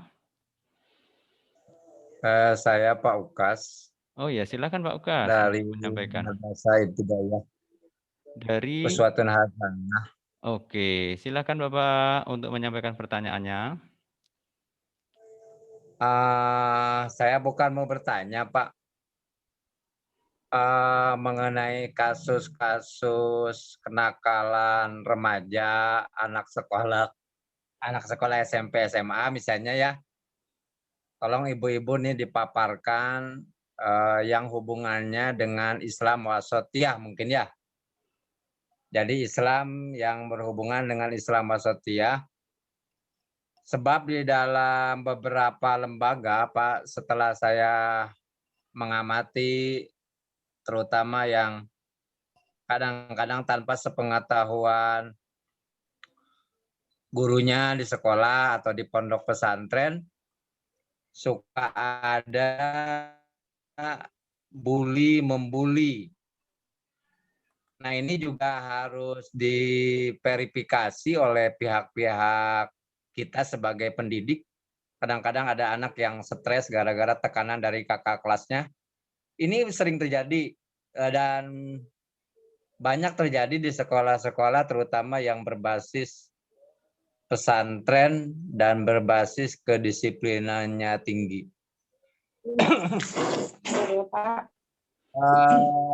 Kenapa? Halo?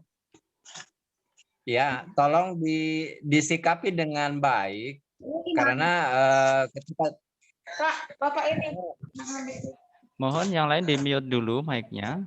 Ini Bapak Ukas karena sedang bertanya. jadi hal-hal yang seperti ini gitu ya, itu akan berimbas terhadap keberlangsungan anak dalam proses pembelajaran. Jadi akhirnya turun-temurun, Pak. Oke. Saya ada anak kelas 6 yang kemarin masuk ke salah satu sekolah di SLTP. Dia berhenti ketika sama kita ditanya jawab, kenapa kamu berhenti dari boarding dari pesantren tersebut? Dia mengatakan ABCD tentang pembulian, tentang tempeleng dan segala macam itu terjadi tanpa sepengetahuan dari tokoh-tokoh lembaga terkait yang memang sebagai pemimpin pondok pesantren. Ini akan jadi turun-temurun. Nah, hubungannya dengan pembelajaran pendekatan multikultural ini juga sangat dilematik, Pak. Di sisi lain wasatiyah pendidikan multikultural harus mengagungkan dalam bidang itu kan. Islam pendidikan multikultural ini ajaran Nabi, Pak. Ketika surat Al-Kafirun datang itu juga ada pendidikan kulturalnya. Tentang pendidikan syariat Islam dengan orang-orang non-muslim, maka turunlah ayat Al-Kafirun pada waktu itu. Kemudian Nabi juga mengajarkan bagaimana cara beribadah, menghargai dan saling menghargai orang lain. Kemudian kita lihat juga pelajaran para ahli Salafi seperti Imam Syafi'i, Imam Maliki itu juga saling menghargai dalam hal-hal tersebut untuk misalnya dalam perbedaan beribadah dan lain-lain. Nah, kasus-kasus yang seperti ini yang sekarang marak, Pak, saya sih tidak akan bertanya karena saya juga kurang menguasai tentang pendidikan itu karena saya orang seperti ingin mengetahui saja. Cuma yang saya ketahui yang marak suka terjadi itu tentang pembulian di salah satu pondok pesantren atau mungkin di sekolah-sekolah yang dalam tanda petik disiplinnya tinggi dengan menggunakan kakak-kakak kelas senior untuk mendidik anak-anak buahnya tanpa diketahui ini akan terjadi turun-temurun dan akan merubah sikap terhadap kedisiplinan anak dan karakteristik anak di masa yang akan datang. Itu saja, terima kasih. Mungkin mau sama Bu Eri juga terserah, mangga, sama Bu Rika juga terserah, karena ini bukan pertanyaan, tapi saya paparan yang ada hubungannya dengan pendidikan multikultural. Terima kasih, mohon maaf jika kurang berkenan. Assalamualaikum warahmatullahi wabarakatuh.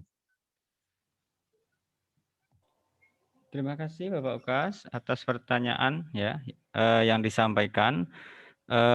Bagaimana, bisa langsung ditanggapi saja ya Bu Eri dan Ibu Rika terkait dengan kasus bully yang ada di kebanyakan di lembaga pesantren begitu ya, atau mungkin lembaga yang mendisiplinkan dengan keras begitu, sehingga kasus turun-temurun bully-membuli dengan adik-adik kelasnya dikaitkan dengan konsep Islam wasatiyah. Silakan dari Ibu Eri terlebih dahulu, kemudian nanti dengan Ibu Rika. Dan mohon maaf, ini nanti bisa ditekel dulu ya Bu Eri ya. Ini kami di Jogja sudah waktu zuhur. Saya sholat jamaah dulu. Terima kasih Bu Eri. Ya, baik Pak. Mohon maaf saya tadi terlempar. Baik Bapak dan Ibu, untuk moderator saya ambil alih. Untuk pertanyaan-pertanyaan pun kita akan sikapi tadi dengan apa yang sudah dipaparkan oleh Pak Ukas. Mohon maaf Pak Ukas, tadi bagian akhirnya saya tidak mendengar karena saya sempat terlempar barusan. Untuk pertanyaan yang dipaparkan oleh moderator seperti tentang masalah jilbab, ini mereka memang merupakan isu sentral yang kemarin sempat hangat terkait tentang apa istilahnya pemberlakuan pemakaian jilbab. Kita garis bawahi untuk orang yang bukan muslim atau non muslim. Kita sendiri tahu bahwa pendidikan multikulturalisme yang saat ini kita bahas merupakan sebuah upaya untuk meminimalisir keadaan tersebut terjadi. Ketika dikaitkan dengan PP nomor 20 pasal 12, kemudian PP nomor 55 tahun 2013, semuanya dikatakan bahwa pada saat proses pendidikan memang seharusnya diberikan oleh lembaga yang sesuai dengan agamanya ataupun pengajar yang sesuai dengan agama. Namun bagaimana apabila proses pembelajaran tersebut terjadi di lembaga yang memang bukan berbasis agama tertentu, ketika berada di dalam satu kalangan yang sifatnya umum, berbagai agama ada di sana. Tentu saja ketika kita melihat undang-undang tersebut ataupun melihat PP 55 tadi, dinyatakan bahwa proses pemaksa ketika ada pemaksaan terhadap orang yang berlainan agama untuk menggunakan atribut tertentu, keagamaan tertentu, itu merupakan sebuah hal yang menyalahi aturan atau menyalahi hak asasi manusia. Begitu juga dengan apa yang dinyatakan di dalam Al-Quran, baik dalam surat Al-Kafirun tadi, lakum dinukum waliyadin, ataupun dalam fondamen-fondamen lainnya, seperti di Al-Hujurat ayat 12, yang menyatakan bahwa tidak boleh adanya saling mengejek dan sebagainya tentang apa yang menjadi fondamen dan prinsip kehidupan seseorang.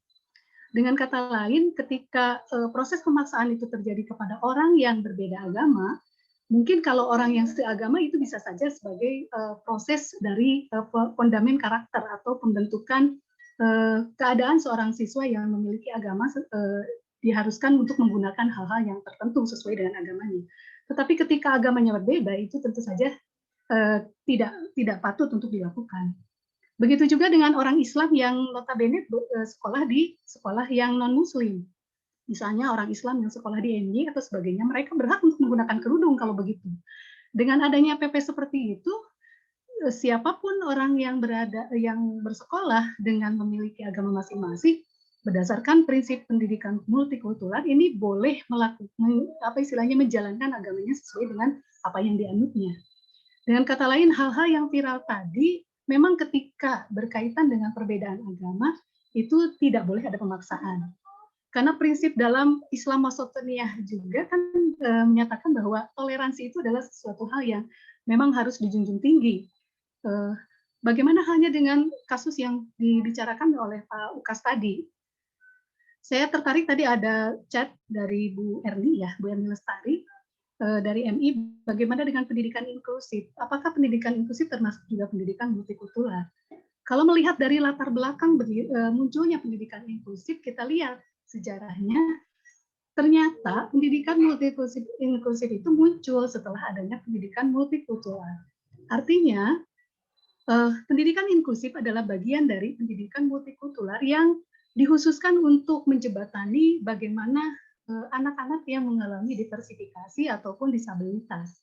Artinya untuk anak-anak yang disabilitas ini diberikan keleluasaan, diberikan kesempatan untuk dapat hadir bersama dengan orang-orang anak-anak pada umumnya, kemudian bisa ikut berprestasi juga sesuai dengan kemampuannya.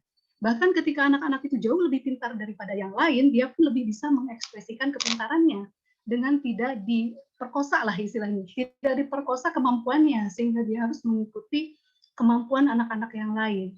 Dia diberikan kesempatan untuk mengeksplor segala kemampuan yang dia miliki. Nah, artinya pendidikan multikultural yang memang munculnya sebagai bentuk dari keinginan atau solusi dari sebuah keberagaman, ini akan tentu saja akan istilahnya masuk ke dalam bidang-bidang yang lain.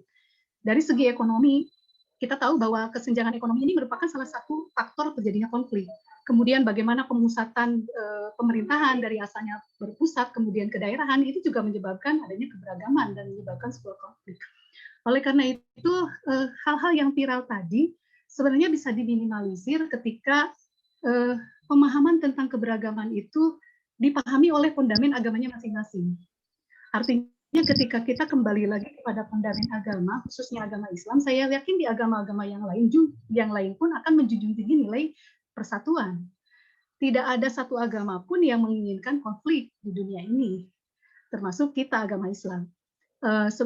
Kita lihat dalam surat Al-Kafirun, sudah jelas itu toleransi. Al-Hujurat ayat 11 sampai dengan 13 itu merupakan sebuah ayat Al-Quran, 3 ayat Al-Quran yang kalau kita laksanakan merupakan sebuah istilahnya prinsip-prinsip karakter yang harus kita ajarkan kepada anak. Bagaimana caranya untuk tidak mengejek orang lain, bagaimana caranya untuk menghargai orang lain, bagaimana caranya untuk menghargai sebuah perbedaan, jangankan di masyarakat, di keluarga pun pasti ada perbedaan. Kemudian di surat Abasa, kita lihat di surat Abasa ayat 1 sampai dengan 11, ini Allah menjelaskan bagaimana halnya ketika kita selaku pendidik melakukan sesuatu yang artinya membeda-bedakan antara si A dengan si Z. A sampai Z kita beda-bedakan. Di dalam Al-Quran saja, di surat Abasa ini, Nabi oleh Allah ditegur. Bagaimana perlakuan Nabi kepada seseorang yang bernama Ummi Maktum. Ketika beliau dalam keadaan buta, kemudian bertanya kepada Nabi, Nabi justru mendahulukan orang yang lain ketika bertanya. Allah tegur beliau. Beliau ditegur oleh Allah, kenapa sampai tidak mengindahkan Ummi Maktum yang saat itu memang dalam keadaan dari segi fisik memang tidak sempurna. Oleh karena itu, fondamen untuk menyamakan atau menghargai setiap keragaman yang ada, sehingga keragaman ini dijadikan sebagai sebuah perayaan, bagaimana dari setiap karakter ini akan mewarnai dari setiap kelas. Isi kelas saja kan ketika satu kelas anaknya itu saja monoton juga kan, tidak seru gitu.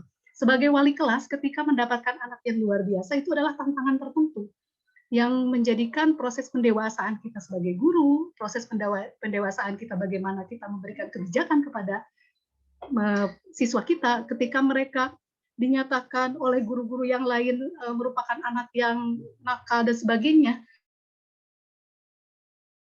Masalahnya itu adalah sebuah proses integrasi pendidikan multikultural yang kita lakukan dalam kehidupan sehari-hari. Mungkin itu jawaban dari saya untuk kedua pertanyaan tadi. Mudah-mudahan bisa share dengan yang lain. Barangkali ada tanggapan dari baik dari Bu Rika sebagai narasumber kedua, ataupun kepada para hadirin yang hadir pada saat ini. Untuk itu, karena waktu sudah menunjukkan 11.50, kita masih ada waktu di jadwal kita di 12.15. Barangkali ada yang masih bertanya. Saya akan lihat di chat ya.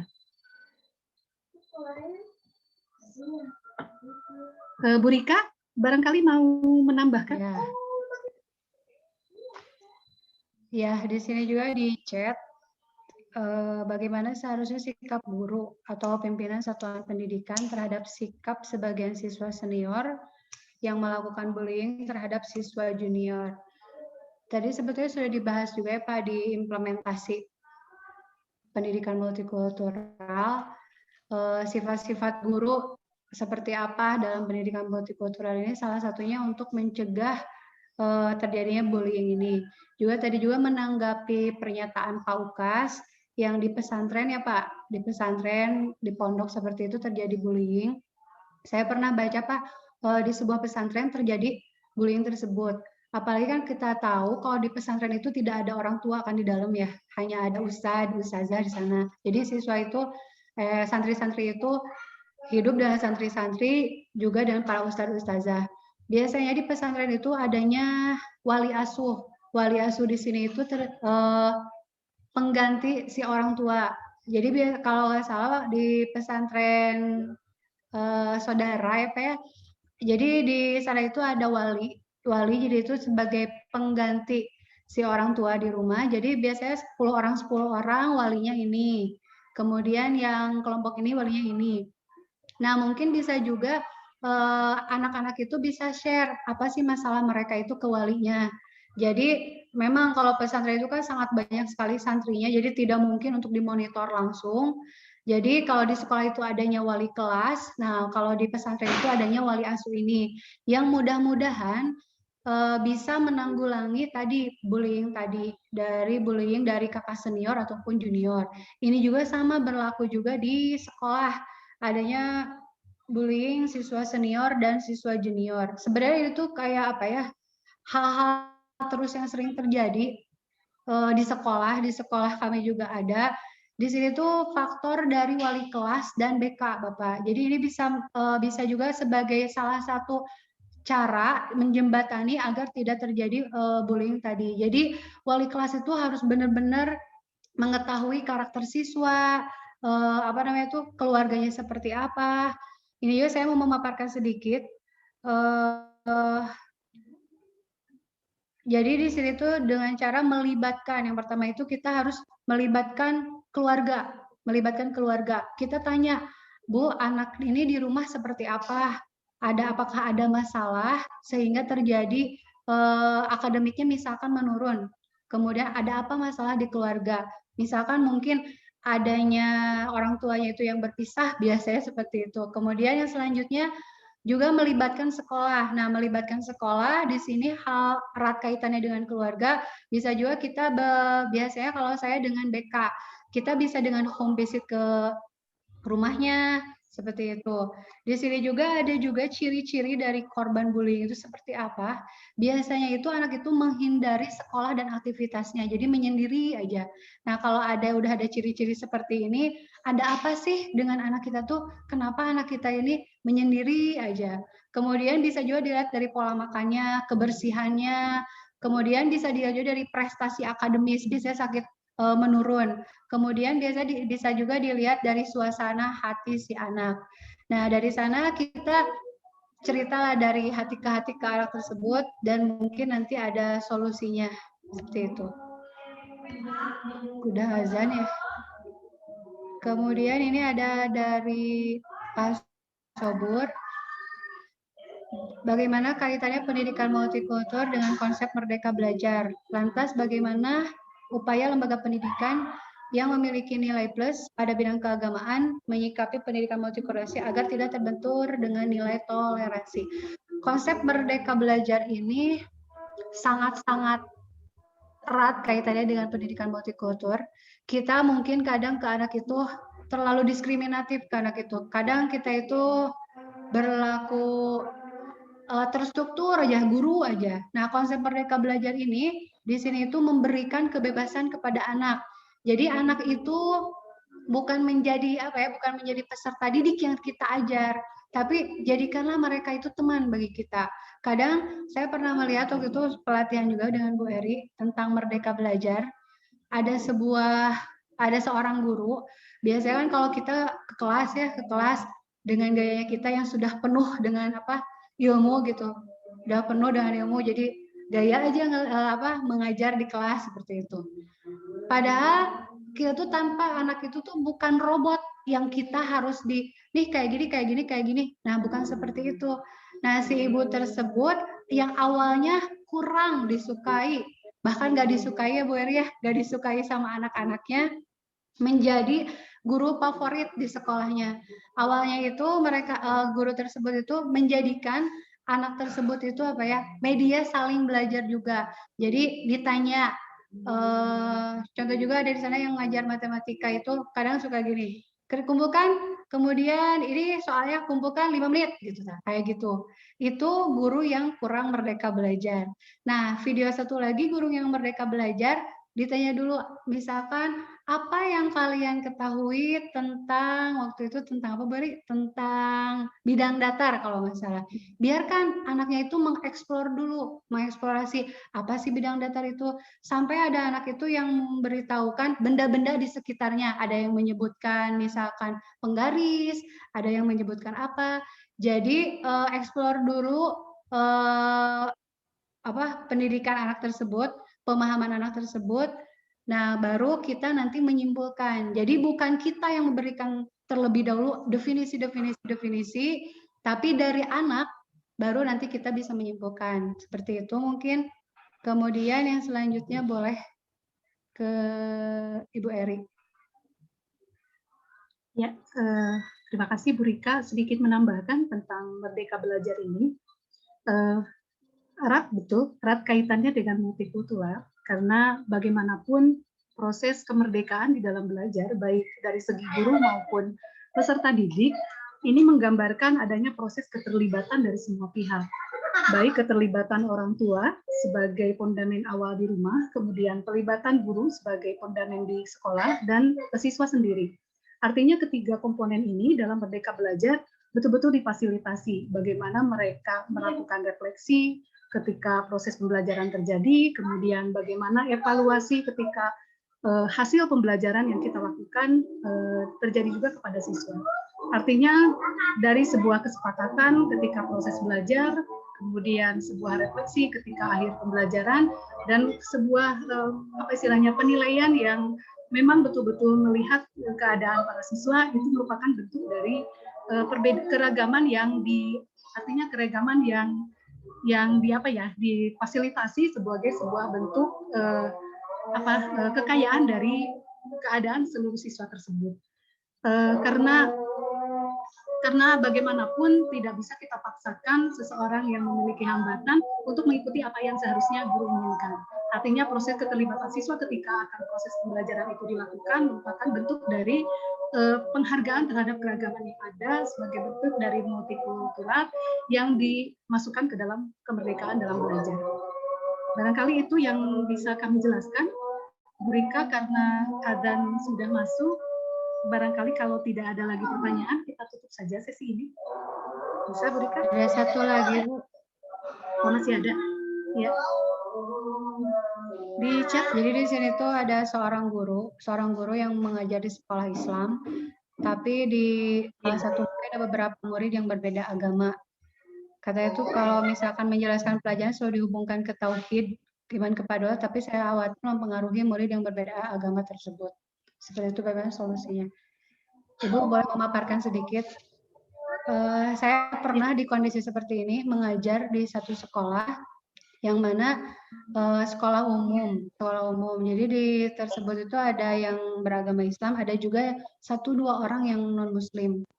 Mungkin cara menghargainya kalau saya menjelaskan terlebih dahulu, karena saya pelajaran matematika ya, mengajarkan dulu, contoh misalkan saat itu sedang saum gitu, menjelaskan dulu ke mereka seperti apa kita tuh sedang menghargai sedang saum. Ke mereka juga sebenarnya udah ngerti, yang 2 itu udah ngerti. Jadi selain membahas tentang keislaman juga, kadang juga suka sambil bertanya juga ke mereka, kalau misalkan kalian suka gimana. Jadi ditanya juga, disapa juga si temannya tersebut. Kalau saya seperti itu sih. Tatkala pengalaman ada anak yang di kelas itu ada yang non muslimnya. Jadi memang sih ya itulah gunanya toleransi. Jadi kita juga harus toleransi juga, di sana itu ada non muslim, kita juga harus setidaknya menyapa lah, tidak terus tadi anti diskriminatif. Jadi kita gak harus terus ke yang seagama dengan kita juga, setidaknya ditanya juga kalau kalian seperti apa. Dengan ditanya seperti itu mereka itu dianggap ada gitu ya, seperti itu. Kalau Bu Eri bagaimana? Berdasarkan prinsip dari tadi tentang perbedaan yang ada di sebuah lembaga, hal yang telah Bu Rika lakukan itu merupakan proses pelibatan keseluruhan siswa. Karena itu proses kemerdekaan belajar tadi betul-betul sudah terlihat dari cara Bu Rika melakukan. Untuk ketakutan apabila kita dianggap mempengaruhi murid yang lain, bagaimanapun mereka diberikan hak untuk memilih ketika kita memberikan pembelajaran, dan kita tidak bermaksud mendogma ajaran kita dengan cara memberikan apa istilahnya seperti tadi pertanyaan-pertanyaan tentang agama mereka, itu merupakan bentuk integrasi pendidikan karakter atau pendidikan multikultural, yang mana ketika kita menanyakan kepada siswa, tentu saja anak yang memang muslim ini pun akan tahu, oh ternyata di ajaran lain pun ada istilah puasa juga, ada istilah saum juga, walaupun bentuknya berbeda. Mungkin seperti di Hindu, di Buddha juga ada istilah puasa kan, walaupun bentuk puasanya berbeda dengan kita. Nah, proses ketika kita melakukan cara dialog tadi, itu merupakan proses pelibatan peserta didik. Barangkali itu Rika, menurut pandangan saya seperti itu.